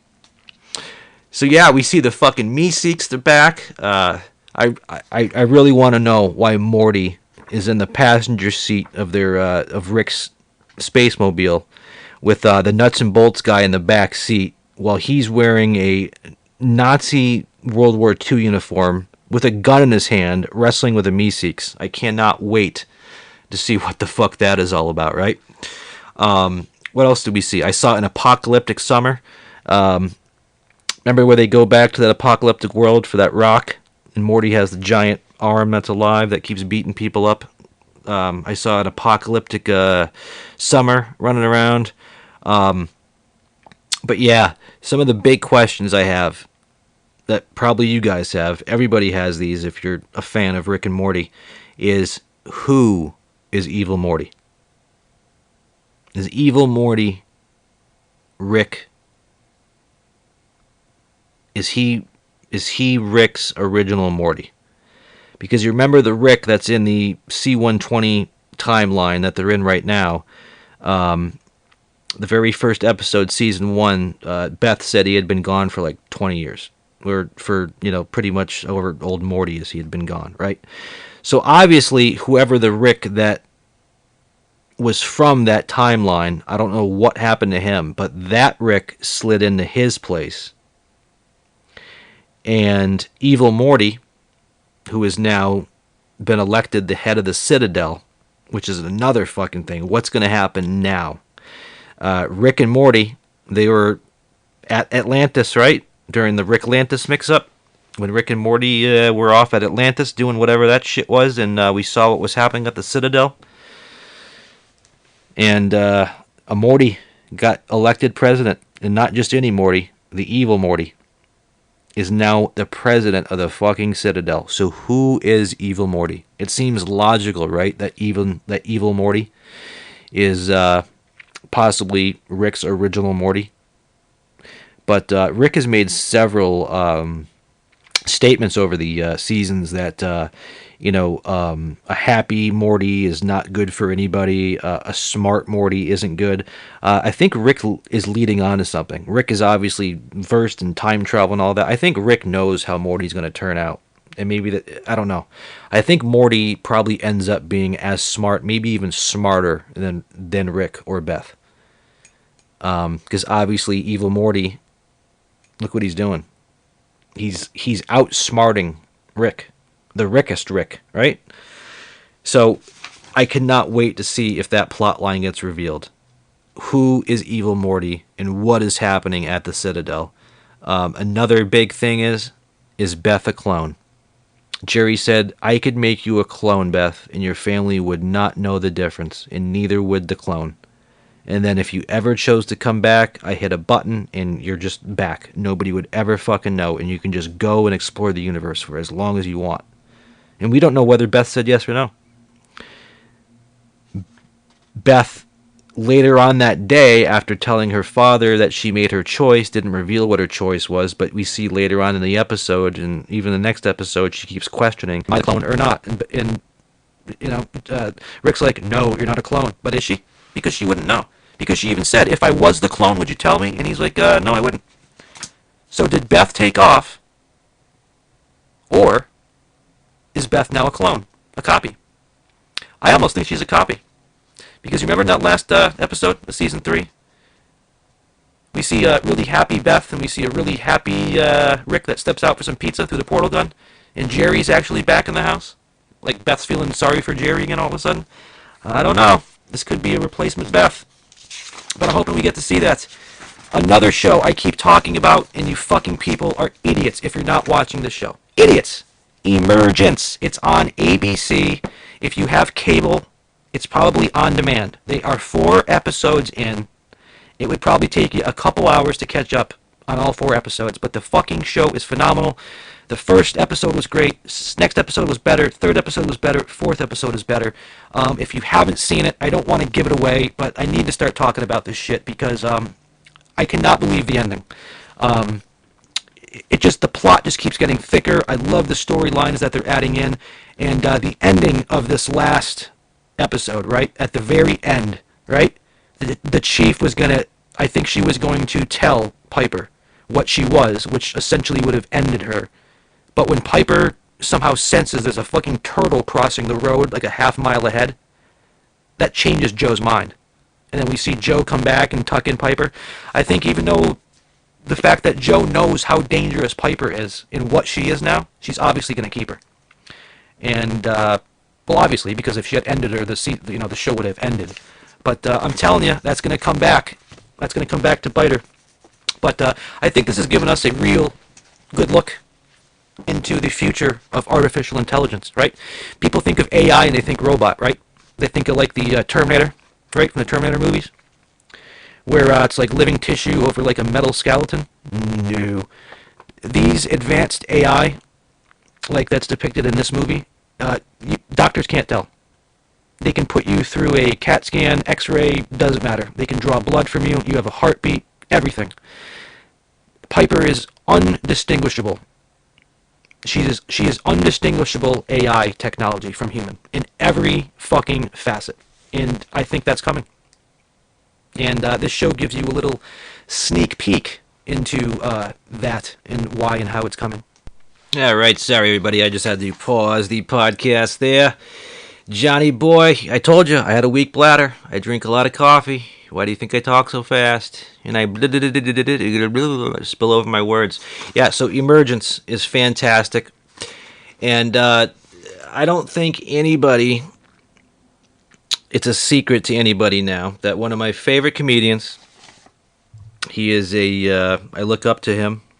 He's definitely a major influence of mine, is Mr. Bill Burr, right? Billy Burr, the redheaded fuck, right? He's got a great rant bit where he's convinced that, AI technology, sex robots are going to literally fuck us into the future. And that was a bit he did. Of course, sex robots, right? Fuck us into the future. But no, he's completely serious about that. You know, he's a little bit of a conspiracy guy, and he really thinks that artificial intelligence, be it a robot or a human fucking hybrid, it's a bad idea. It's so obviously a bad idea, right? When these robots or AI figure out humans, all right? Humans are viruses, dude. We really are. Think about what a virus does. It moves into an area, pollutes it, takes it over, fucks it up, and then once it's used up all the resources, it just moves on, right? That's what humans do. It's in our nature. So any kind of computerized artificial technology, right, is going to come to the conclusion that humans are just a fucking waste of time. Well, you know, and it's been depicted in a lot of different movies. One of the first movies I think of is the Will Smith movie, right? iRobot, right? Where the robot was, you know, a program, but couldn't violate 3 laws. But, you know, bullshit fucking happens, man. I'm telling you. It's so obviously a bad idea. Why do we need artificial intelligence in the form of a human-looking being? Why? Because your fat ass can't get a fucking girlfriend? You need to go buy a fucking $20,000 18-year-old looking chick that so your 55-year-old pedophile fat ass can take in the bedroom? It's gross. It's wrong. It's disgusting. It's so obviously bad, you know? What's wrong with humans? Why do we have to make artificial intelligence that's only going to just turn on us? It's so obviously bad. So I messaged Bill Burr last night, and I said, dude, I don't know if you've been watching Emergence, but it's right up your alley. Because he really thinks this is going to be the end of us, and this is exactly what Emergence is talking about. So I haven't checked my messages today. I'm not sure if he got back to me, and I'm sure he doesn't listen to my podcast. But yeah, if you're under the assumption, like a lot of people are, that artificial intelligence is going to be the end of humanity, watch Emergence. It's fantastic. Another thing I did the other night, I've given people a slight idea of where in the country I'm from and where I live, but there's an Air Force base that is about 6 miles from me in a straight line, and the runway for this Air Force base comes right over my house, where I stay now, and where the house I grew up in as a kid, even closer to the runway, right? So we've had military jets flying over us our whole life. My whole family, really, really, really big into aviation. We're all wannabe pilots or ex-pilots. But regardless, we all are huge aviation junkies. Anything and everything having to do with jets, flying, we're huge into it. Huge, huge, huge, huge, huge. One of the jobs I always wanted to have was I wanted to be an airline pilot. I no longer want to be an airline pilot. I want to still be a pilot, but I want to be a corporate pilot. I want to fly like a Gulfstream or like a Embraer Phenom 300, something like that. For maybe NetJets or somebody like that. It's not too late for me despite my age. But yeah, I'm going to give this podcasting and comedy thing, my best shot for as long as I can. And if I don't feel like it's going anywhere, I'm going to flight school, and I'm going to start flying corporate jets. I already know how to fly, so the school isn't going to be really tough for me. Because I'm so into aviation, I know a lot about flying and about the avionics and how air traffic control and all that stuff works. As God is my witness, because I've flown a flight simulator for my whole life. And I would love to take this challenge. I really would. There's got to be some place in this country that has a 737, a Boeing 737 simulator, like a real simulator that the pilots train on. And I'm willing to bet you any amount of money that I can start that plane up from a cold, dark state. That I could start it, taxi it, program it, take it off, get to my destination, and land that thing. God is my witness. because I've been doing it for years through trainers and reading books about it. That's how into aviation I am, right? So there's an Air Force base right down the road from me, right? A fighter wing. This particular fighter wing happens to protect the entire Northeast United States from any kind of airborne threat, okay? My buddy is a crew chief, airline. He's a crew chief for the National Guard. Actually, he's one step above a crew chief. If you like NASCAR and you understand what a crew chief does for NASCAR, that's what a crew chief does for his individual assigned jet, right? He is the crew chief for that crew that is assigned to that jet, right? So the other night, Tuesday night, I was invited on the base by a good friend of mine who is the head crew chief, and I got to touch, feel, get ultra close to F-15s, F-15 fighter jets. Got to touch them, got to see inside them, got to look at the parts to them, got to see them in multiple states of repair. And then we went out to the flight line, and we had to wear 2 different sets of hearing protection. But we literally stood 5 feet to the left of 6 F-15s as they all started up at the same time, and they all had their crew chiefs. And then individually, as I'm literally 5 feet from their wings, they start up and they taxi right by us. And then we walk out to the fucking runway, right next to the runway, and we watch all 6 of these guys take off with full fucking afterburner. Now, as big into aviation as I am, and I've been to a million air shows, I've seen a million videos, okay? I've seen crazy shit at air shows. Nothing could prepare me for how fucking cool that was. As much as I love jets, and I know how cool they are, and I knew how cool this experience would be, nothing prepared my mind for how cool it would be. When I was driving home, I was like, dude, that was one of the coolest fucking things I have ever done in my life. To be able to stand there with the pilots, to be that close to these things starting up, to be able to talk to the mechanics and the pilots and tell stories, to feel what it feels like when that jet takes off just mere feet from you with that full afterburner ripping, the sound, it just goes through you, the smell of the jet fuel. You will never feel more badass or fucking American to know that those boys are fucking in our skies protecting America at all times.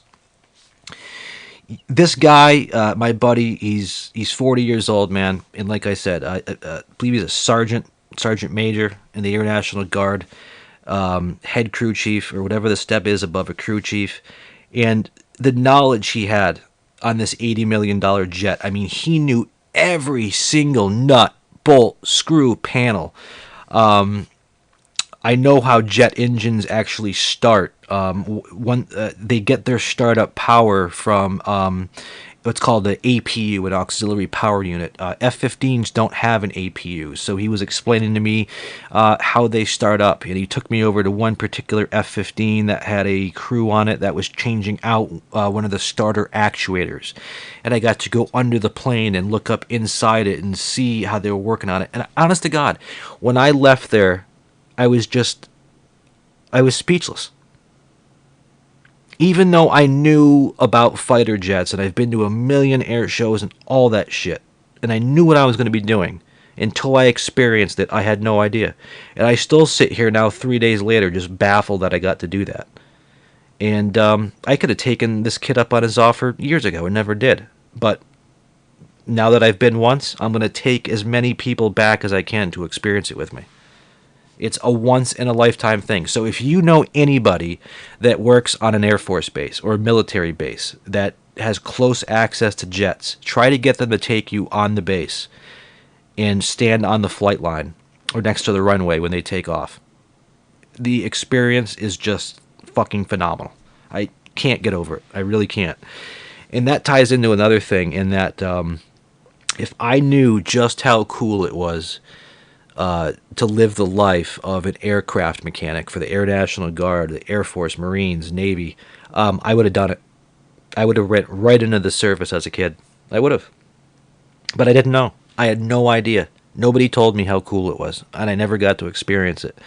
That's why I keep telling kids, and I keep telling parents of kids, whether they're 9 years old or 13 years old, expose them to the world. Interest them in physics, science, jets, propulsion, just anything and everything. Let them know what the world has to offer, and let them know that they can be anything they want to be. Don't discourage them because you might think it's an unattainable career or because it's a dangerous career.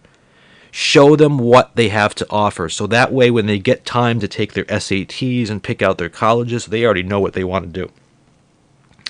And if they figure out that when they're 13 they want to be a pilot, it's not too soon to go get your pilot's license or start reading some books. I'm telling you, it's just going to make it easier. If you're 15 years old and you want to be a medical doctor, it's not too soon to start watching House. MD, right? That's what I did. That's how I got my doctorate degree. I just watched all 8 seasons of House, and now I know all about medicine. I do, though. I believe me, I am I have to be one of the biggest House MD fans that ever existed. I have is it 8 or 9 seasons? I say I'm the biggest fucking House fan, but I can't tell you how many seasons. I'm looking at my DVDs now. 1, 2, 3, 8 seasons, right? 8 seasons of House. And I think I've seen each episode 10 to 30 times, depending on the episode. And after watching all that medical jargon just over and over and over again, like when I hear somebody say, oh, yeah, I'm going in because I got some stomach pain, or I'm going in because I got headaches, I immediately start, my troubleshooting mind immediately starts going into, oh, I wonder what that could be. You know, I like to troubleshoot. I always have. Whether it's a medical issue, any kind of issue, I love problem solving. I love to try to figure out the problem. And because I have a little bit of knowledge now from watching a medical show 50 billion times, I like to kind of guess what might be wrong with somebody who's sick. Fucking crazy, huh? All right, I'm looking at the time, and I am just... I cannot believe how long I've talked. I have not gotten to literally... I'm about a third of the way through what I was supposed to talk about today, and I wanted to get this podcast literally to under an hour, and we're now at an hour and 6 minutes. So I'm going to have to put this aside and talk about some of it for Monday. Sorry this is taking so long, but this is kind of therapeutic to me, talking to you guys about this stuff. I like doing it. I hope you like listening to it. Don't have much going on this weekend that I know of right now, but I'm going to give you a warning. If you want to head into the Northeast United States to leaf peep, they're all gone! Last night we had a rainstorm and a lot of wind come through here, and it took all the leaves down, buddy. So if you were planning on coming up to fuck up my weekend again into the Northeast to leaf peep, they're gone. All the leaves are gone off the trees. They were blown off last night. Happens every year, right? That's all it takes. The leaves are dead. So the moment in late October that we get any kind of heavy rain with some wind, they all fall down. And that's what's happened. Yesterday, before it started raining, the leaves were gorgeous, right? They were all pretty, and they were up on the trees. Now they're all down on the ground. So if you were thinking about leaf peeping this weekend and heading out on the highway, stay home. Okay? Stay home and watch House. Or stay home and watch Emergence. Or not Crank Anchors. I was telling you the other day, Crank Anchors has been ruined, not by the comedians, not by the show, but because the people they call now are just way too uptight and just don't get it. Comedy seems to go over a lot of millennials' heads. Or I keep blaming it on millennials, but I don't fucking know. I know some millennials that don't act millennial, and then I know some millennials that act about as stereotypical as a millennial can act. So I don't know, right? There's good and bad people in every fucking group, right? It doesn't make a difference, right? So anyways, yeah, leaves are all off the trees, so don't bother fucking leaf peeping. I'm excited for Thursday Night Football tonight, even though I can't... who's playing? It's Houston and the Colts, isn't it? Right? Oh, fuck, I don't even know. I think it's Houston and the Colts. Or maybe it's not. The Texans and the Colts are definitely playing, but are they playing tonight? Who is on Thursday Night Football? God, I'm a fucking moron, huh? But anyways, I had a lot more to talk about. I don't know if any of you watched The Voice, the singing competition. I know you're going to make fun of me. I know you're going to call me. I won't say it. But sorry, I'm a musician. It's a music show. I have to watch it, you know. I record it so I can fast forward to the commercials and all the other horse shit they do on it. But I like watching the singing. I really do. And there's a lot of singers that are impressing the hell out of me. And there's this one particular... You know what? I'm gonna go ahead with this anyways. Fuck it. I'm gonna talk about The Voice, right? So yeah, The Voice. You must know what it is. It's a singing competition. And right now they're doing what's called... it's the battle rounds, right? So there's 4 coaches, right? The 4 coaches are Blake Shelton, John Legend, Gwen Stefani, and Kelly Clarkson, right? So I believe they each have like 8 or 10 singers on their team. And at this point, what they do is they pick 2 of their team members to basically do a duet of the same song and battle each other. And at the end of the battle, that coach has to keep one, and then she has to let one go. But then she can also use the one save she has to save the one she had to let go, or the other judges can try to steal, right? So this one particular... There were a couple of particular people that did duets that just blew me away. Granted, everybody on that show is talented. If you've made it to this level of The Voice, you're fucking talented. You can sing, right? But this is where we separate the really great people from just the great people. So the first story about the blinds, not the blinds, but the battle rounds from the other night, from Tuesday night, I wanted to talk about, was the story of a beautiful girl named Miracle Holloway, okay? Miracle Holloway is on Gwen Stefani's team. And she was teamed up with a singer named Elise. And they did the Ariana Grande song, Breathing or Breathe. And holy shit, were they awesome together. The duet and the harmonies that they did was incredible.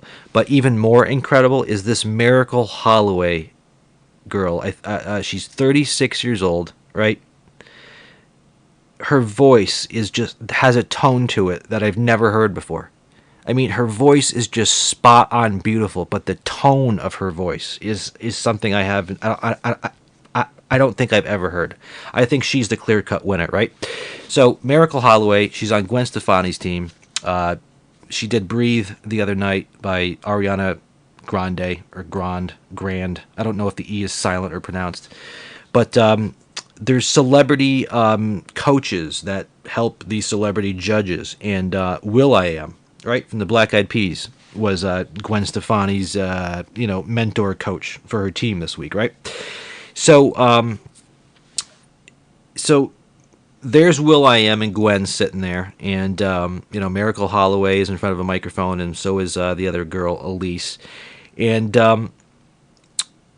will.i.am brought up how crazy it was because he found out that Will and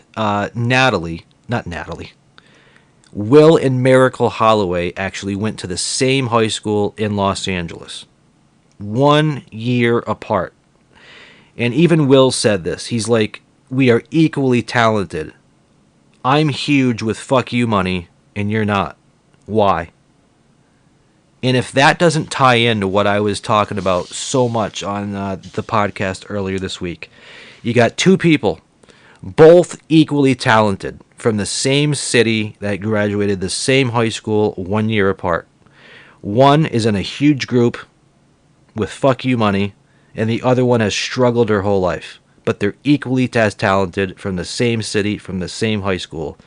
Why is will.i.am huge, and why is Miracle Holloway not? And I love the fact that he talked about it, because that ties in exactly to what I'm talking about.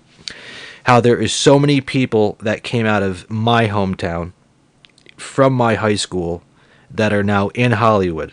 Famous actresses, famous actors, famous filmmakers, famous comedians. They all came out of my high school around my age. Famous musicians, a ton of them, that I grew up playing with, sleeping over their house. Killswitch Engage, look them up. You know how close I was to being in that band instead of Grimlock? Just, if life had taken me in a slightly different direction, I would have ended up in Killswitch Engage instead of Grimlock. And some of the people in Killswitch might have ended up in Grimlock. Some of the people that ended up in Shadows Fall could have ended up in Grimlock. Some of the people in Grimlock could have ended up in Shadows Fall. The Shadows Fall, Grimlock, Shadows Fall, Killswitch Engage, which used to be Aftershock before that, along with Perpetual Doom, which eventually became... All That Remains. All the same area, bro. Pretty much all the same musicians. And we all got cut into these different 4 bands. And had life been a little bit different with anybody, I could have ended up being the guitarist in one of these bands and, vice versa. But that's just how life works, right? But my whole point in will.i.am saying, holy shit, Miracle, you are as good, if not better than a singer than I am. We're the same age, from the same high school, from the same city. Why am I huge and you're not? And that's just it. Luck, right? Some people just get it and some don't. Even though we're all talented. We are. But it just doesn't happen for some people. It doesn't. That's why I keep telling you that if you think that the music that you see out there is the only music that there is, you're wrong. There are bands and there are artists that are better than some of the people you hear on the radio that you'll never hear. Because they'll never make it. Why won't they make it? Because that's just fucking fate, right? Record companies can't sign every band, right? So quit letting XM or the record companies dictate who you listen to. If you want to discover new music, don't turn on the radio or go to a new XM station. Go on to SoundCloud. Go on to Reverb Nation. Go on to YouTube. There are tons and tons and tons of unsigned artists that are as good, if not better, than some of your favorite bands. And that's how I do it. I've discovered so many bands that I fucking love that I'm like, how are these people not on the radio? And then I hear some other bands on the radio, and I'm like, dude, how the fuck is this on the radio? Who is controlling this shit, But it's nuts. Making it in the entertainment business requires playing a lottery ticket that you cannot buy.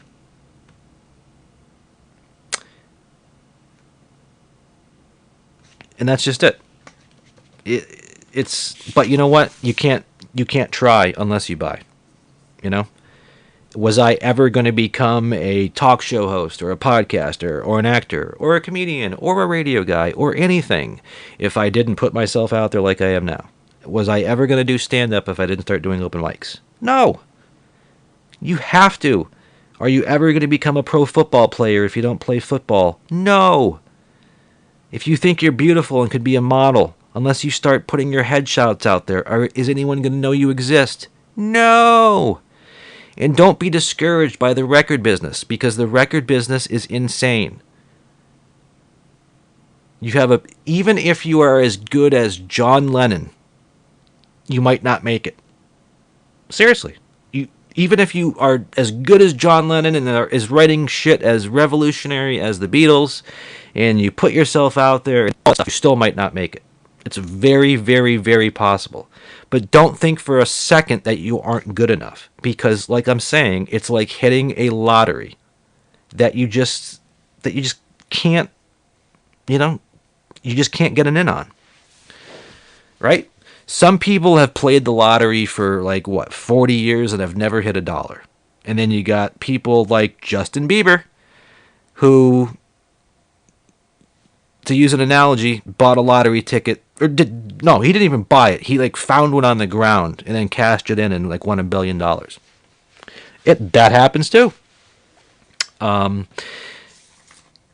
I would think that you would be more humble when you eat dick for so many years in the entertainment business and then you start making some money. But I talked about this the other day too. There are some people that I know that don't even have a career yet, that have egos the size of Texas. And you haven't even made it anywhere, bro. But you have an ego the size of fucking Texas. And then there's people like Opie, Greg Hughes, right? Everyone knows who fucking Opie and Anthony is, right? They were on a fucking terrestrial. They were on XM across the world. That fucker doesn't know who I am. Or he might have heard of me or my production company. I mean, we live pretty close together, actually. But we're not personal friends. We've never met in person. But I can send that fucking guy a message and he'll get right back to me. What a cool fucker. I can't even tell you how fucking awesome that is. That tells me that Opie is down to earth. I don't know, man. I'm just telling you. I'm telling you. If you are in a position of power where you have fuck you money, or you could literally fuck up for the rest of your life and the world would love you, even reaching out to somebody that hit you up on social media, reply back to them. It'd make their day. Even like the fist bump sign to somebody back on, just any of that shit, you know? I'm going to tell a story really quick here. And because I talk about Bill Burr a lot, and I talk about how much I like Bill Burr and how much I look up to him. But I'm going to tell you a story that I heard on his podcast recently that I don't dig, right? So let's kind of switch gears here, right? I keep sucking Bill off, right? But I'm going to say something I didn't care for that I heard about Bill recently. And he told this on his podcast the other day. So he was recently in New York. He was just on the History Highness podcast with Giannis Pappas and the other dude there. So he was in New York City last week, still doing promo for his Netflix special. And he did his podcast from his New York City hotel, and he was telling a story how I think it was the night that the Yankees swept the Twins in the American League Division Series. Was that like early last week? So that night that the game was on, New York and Minnesota in the American League Divisional Series, Bill and a buddy of his went to a bar. And he talks right about this on his podcast, the Monday one. The 13th podcast. And so he goes to a bar with a buddy. There's like 4 people in there. 2 of them are Yankees fans. 2 of them are fucking Twins fans, right? So to make a long story short, the game ends. I guess one guy's kind of in the process of getting tossed out because he's a little drunk and he's being loud, and it's because the Yankees lost or they won or whatever. And at the same time, Bill and his buddy are trying to leave, and evidently this guy recognizes Bill. And he's like, "Hey, it's Bill Burr. How are you? I'm just checking in on you." You know? And Bill said he chuckled. And then the guy asked Bill for an autograph. And Bill's like, eh. And evidently, I guess the guy was a little intoxicated. And Bill was kind of put off by that. But my God, this guy evidently had been a fan for decades. Wasn't expecting to see Bill Burr pop into the local bar he was at, right? Nobody does. And I understand the guy was a little intoxicated, but he was obviously a fan because he knew catchphrases of Bill's that you wouldn't know unless you listened to his podcast every day, like I do, right? There's shit you pick up on if you're a big fan, right? And this guy was obviously a big fan of Bill's, and I know he was a little intoxicated. Bill hasn't had a drink in almost a year, so he was sober. And this guy was kind of following him down the road and kept asking him very politely for an autograph. And Bill just kept kind of speeding up with his buddy, you know, crossing back and forth between the, side of the, he'd go from one side of the road to the other. And I guess eventually they lost the guy. But, come on, dude. Really? I mean, maybe I don't get it because I'm not 51 years old. I haven't been killing it with my first HBO special since '05. Bill is now at the level where he's one of, if not the greatest working comedians. The guy's a multi-millionaire. He's getting acting roles left and right now. He's one of the most impossible guests to book on a podcast. Believe me, I've tried. The guy's in hot demand right now. The guy's made it. And he deserves it. He doesn't owe anyone dick, right? But I'm telling you, and he even went into this too, because he knew that people were going to call him a dick, all right? And I'm kind of calling him a dick for this. Because I can see both sides of it. I get it, okay? Bill doesn't owe anybody shit. Yes, the fans help make you who you are, but they're not completely responsible for your success, right? If Bill sucked, even if he had fans, he wouldn't be where he is, okay? He's just got a God-given gift of just being funny.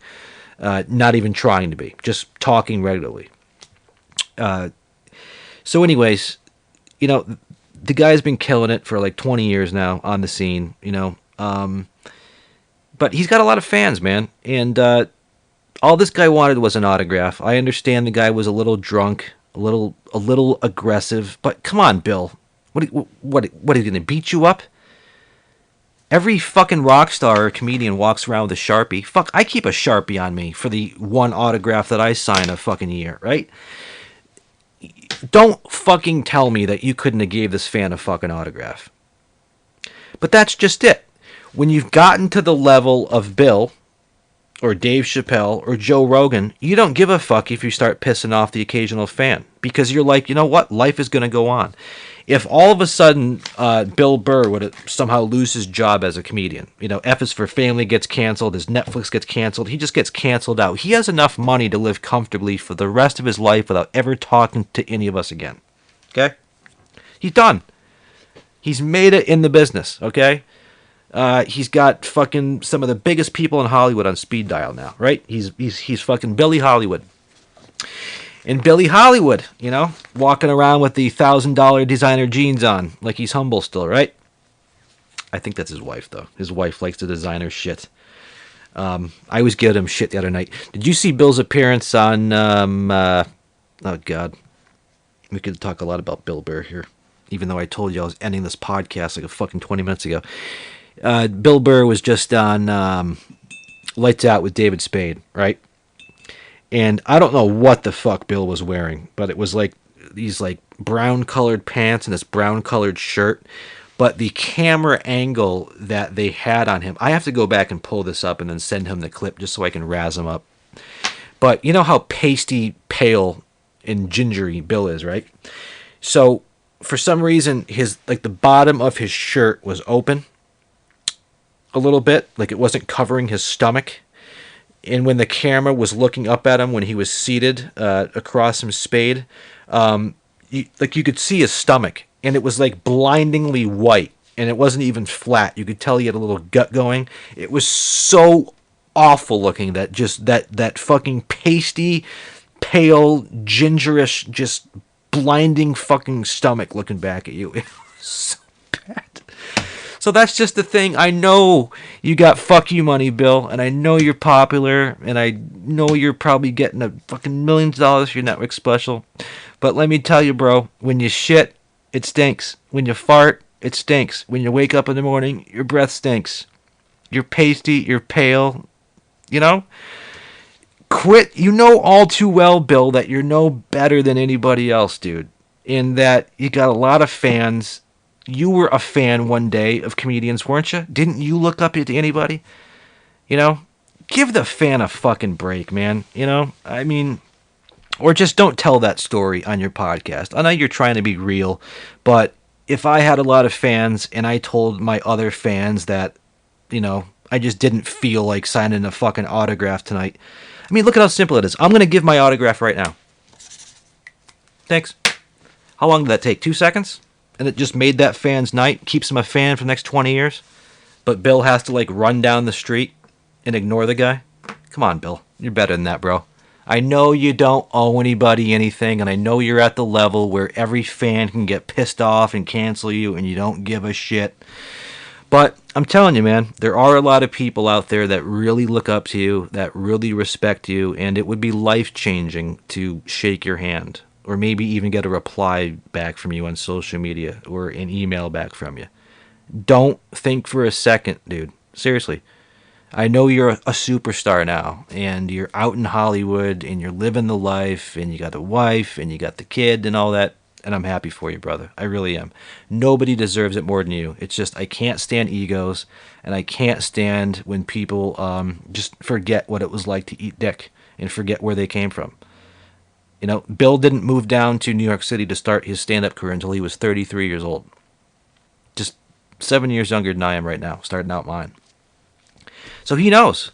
He knows what it's like to eat dick throughout your 30s and even into your 30s. At just a dead-end job. He was he was driving a forklift until he decided to move down to New York City and start his comedy career.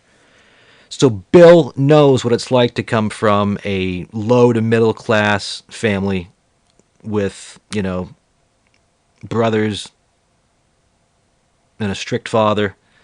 He knows what it's like to fucking put your boots on and fucking work for a living. He came from that. But now you got fuck you money, Bill. You're driving around in $100,000 car. Your wife's car is a 6-figure car. I don't know how many other fucking cars you got. Your house is $6 million. You know, but you deserve it. And I'm not trying to talk shit. I'm just saying, man, don't forget where you came from and what it was like to struggle. Don't forget that, and don't forget your fans.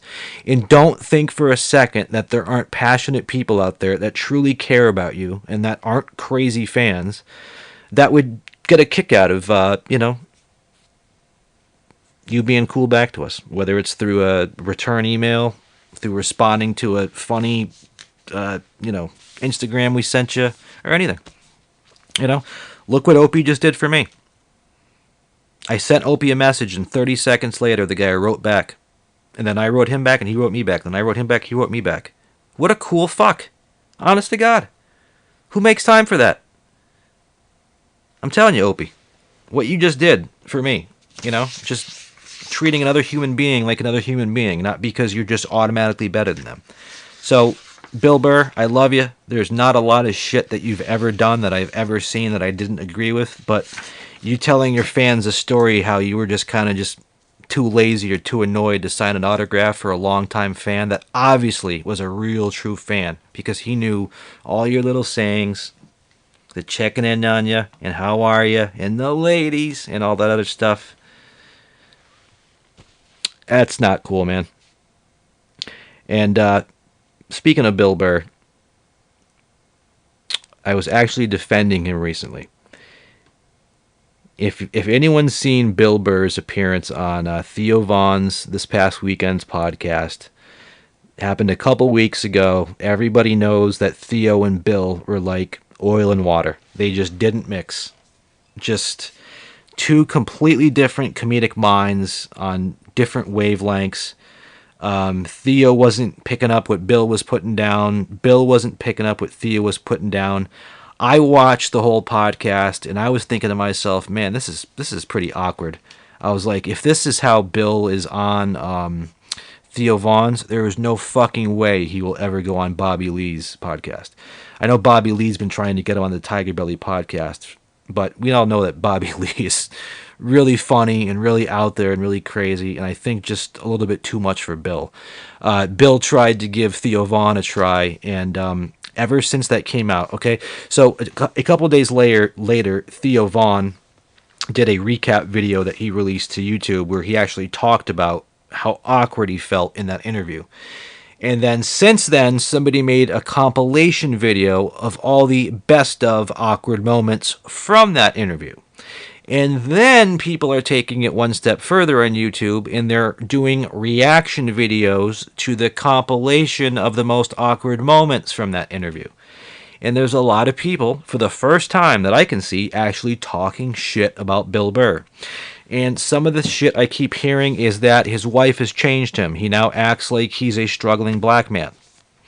That Bill is now a pretentious Hollywood Bill kind of prick. that Bill was very condescending to Theo and blah, blah, blah, blah, blah. And my simple comment, and it's gotten, I think, like 500 likes already, is Bill was being Bill. Take it or leave it. Was the interview awkward? Yes. But did Bill act any differently than Bill has ever acted in any other interview? No. Bill was being Bill. Bill is always Bill. Have you ever seen Bill Burr be fake? Ever? I haven't. He started his podcast in 2006. Rogan started his in 2009. I have listened to Bill since 2006. I don't think there's a podcast I've missed. I know that man better than he probably knows himself, just because I've been following for 13 fucking years. Every podcast, every stand-up bit. So yeah, I feel like I know Bill pretty well. And that's why I know that he'll like the show Emergence. And but honest to God, dude, you know, whatever. People are definitely going to talk shit about you. There's some people I know that I call myself friends with that attempted to watch his new special and didn't care for it, and I think that's insane. I think his new special is his best, and it's his most brilliant. And what's brilliant about it isn't the jokes, it isn't the material, it's what's underneath. It's a culmination of a lot of things for him in his career, in his stand-up at the Royal Albert Hall, where he played, how much it meant to him. The ending picture with him holding his daughter on that same stage where John Bonham and Led Zeppelin played, which meant a lot to him. That ending picture, the ending picture of him holding his daughter on the stage that says written by Bill Burr, that's actually my desktop wallpaper on my Mac. That picture says 1,000 different words. That picture, literally, like I just said, says 1,000 different things. It's a picture of him with holding his daughter on the biggest venue in stage he's ever played on, just kind of reflecting on that. He's standing right where his favorite drummer in his favorite band, John Bonham and Led Zeppelin played, right on that stage. So there he is after doing his 5th Netflix special, looking back on his career, standing where John Bonham and Robert Plant stood, holding his kid. It's a picture that says 1,000 words, and they're all positive. It is a fucking amazing, and it's inspirational for me, and that's why I have it as my desktop wallpaper on my Mac.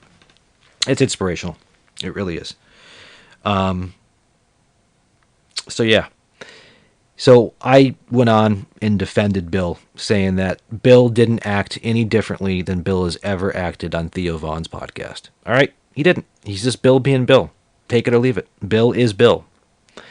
But I can't stick up for you, bro, when I hear you go on your podcast and say that you kind of ran away from a fan just because he was a little drunk.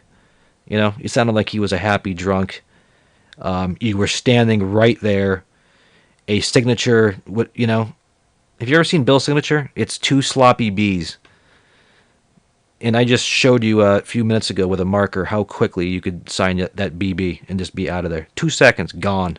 Then that fan would have been a fan for life. That fan might hate Bill. And you never know. That fan could end up taking 20 more fans with him. And that 20 more fans could take 100 more with him. But again, Bill is at the level where if he just started losing fans hand over fist, he's all set. He's all set. You know, Bill wants a new car right now. Bill can just drive right down to the fucking dealership and plop down $300,000. Boom, new car. Bill's talking about getting himself a little helicopter. Helicopters, they're expensive. $500,000, $1 million, no problem. Imagine that. Can you imagine having the money in your bank account to where you can just fucking plop down the money cash for a fucking, helicopter? Jesus. I can't even fucking imagine. Can you? It's nuts. Oh yeah. I already got a house paid off. I already got fucking 10 cars in the driveway. What do I need next? Helicopter? Yeah, what's that run? $800,000? Here you go. Here's cash. Or, you got people like John Travolta and shit. A lot of other people with their own private jets. Like John Travolta Not only does that guy have a customized Boeing 707, but the guy can also fly a 747. I don't think he owns one, but he has a couple of private jets. And private jets are big fucking money. Yeah, you can find an old, Cessna Citation jet from the 80s for maybe like $1 million that has a ton of hours on it, okay? But for the most part, if you want to buy like a brand new jet, the jet I would get right now, okay? It's a single pilot jet. And what does that mean? It means it's a jet with 2 engines, right? Like they all have. However, you can fly it with 1 pilot legally. You don't need to have a second pilot, right? So, you got a beautiful private jet, right? That you can fly all on your own without having to have a co-pilot. And I'm trying to look up the price for you.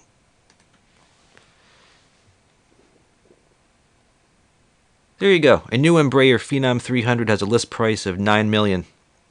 So there you go. But think about it. When there's people that have, millions of dollars in the bank, $9 million on a private jet, no problem. Can you imagine? I can't. I can't imagine having the type of money where you could literally just buy a $8 million jet in cash, wouldn't even make a fucking dent in your bank account. When there's people that are struggling to pay rent for their hole-in-the-wall fucking apartment, and there's people throwing down cash on fucking jets. I don't know. Maybe one day, if I'm ever rich, I'll fucking get it, right? I'll lie down in that big Illuminati vat of fucking, oil. My eyes wide shut. Fuck parties. I don't know, man. God bless you if you can get there, but I just don't get it. But yeah, if you ever have any fame or fortune, man, just don't forget where you came from. Remember what it was like to eat dick, and remember how much you would have appreciated and loved any kind of a advice or handshake from anybody that you look up to in the business. For me, it's Bill Burr, but Bill doesn't really connect with his fans that I'm seeing. And I'm not even like one of these fans that hit him up all the time. I've been super cool. I don't hit him up on social media. I have a couple times, but I'm super cool about it, I don't get starstruck. I don't. If Bill Burr were to walk into here right now, I would smile, stand up, shake his hand. My heart wouldn't race. I wouldn't sweat, nothing. I don't get starstruck. I just think the guy is fucking hilarious, and I would love to hang out with him because I think we could have a blast just hanging out, But anyways, that's all I have for today. I have a lot more, but this podcast is going on the breaking the record of the last podcast. I'm sure you fucking probably stopped listening about 2.5 hours ago. But if you happen to make it through this far, I appreciate you tuning in. This has been Views from the John for Friday, October the 18th, the 2019. I hope you have a great weekend, and I will talk to you again on Monday. The song you're about to hear is a song called Spirit Rise. It's a song that was written by me and my buddy Chris. We recorded this live. I only put one more guitar to it afterwards, a second guitar track. So it was recorded live. The vocals were not overdubbed. It was kind of written on the spot. It's called Spirit Rise. If you like it, awesome. If you want to know more about us or me or my music or his music, just email us. It's very easy. We are all over social media. realitydrip.com. You want to email me? info@realitydrip.com. Instagram, reality_drip. Facebook, reality drip. Twitter, reality_drip. We're everywhere. Okay? I'm John. I am the owner and the producer and the podcaster for Reality Drip. And this has been another episode of Views from the John. Thank you so much for turning in. Thank you for the increased viewership. Thank you for the increase in streams. I checked out my Spotify streams the other day, and I have more Spotify streams than that stupid local musician I'm talking about has streams for his music over the last month. I'm patting myself on the back as my ego is just going... No, just kidding. I don't have an ego. I don't. I think I suck. I do. But why am I doing this then if I think I suck? Well, because you might not think I suck. But yeah, anyways, I keep fucking delaying it. Goodbye, alright? Get the fuck out of here. I'm tired of this shit, right? Have a great weekend, everybody. Remember, laugh. Turn off the news. Don't beat up your wife. Hug her. Don't drink so much. Smoke a little bud. Alright? Love you guys. Take care. We'll talk to you soon.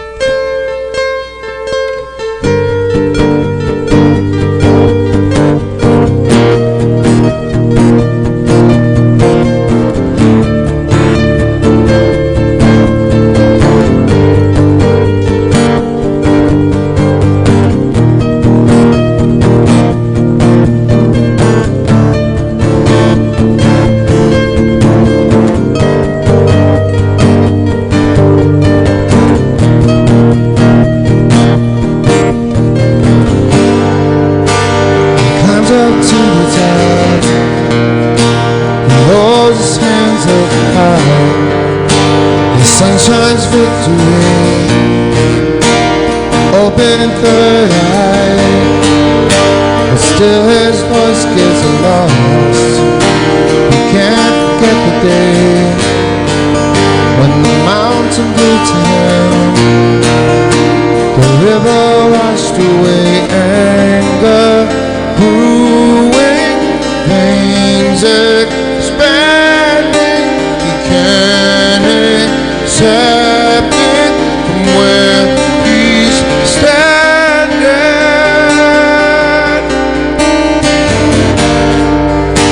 I have no place in this world.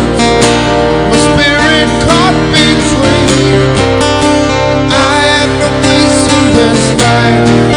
So spirit rise. I have no place in this world.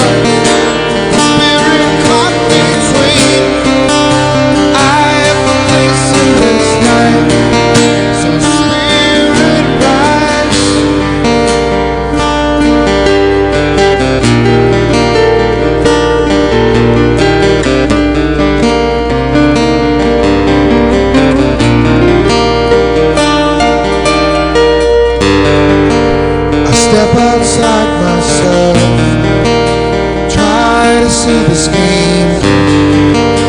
I am so afraid, so caught in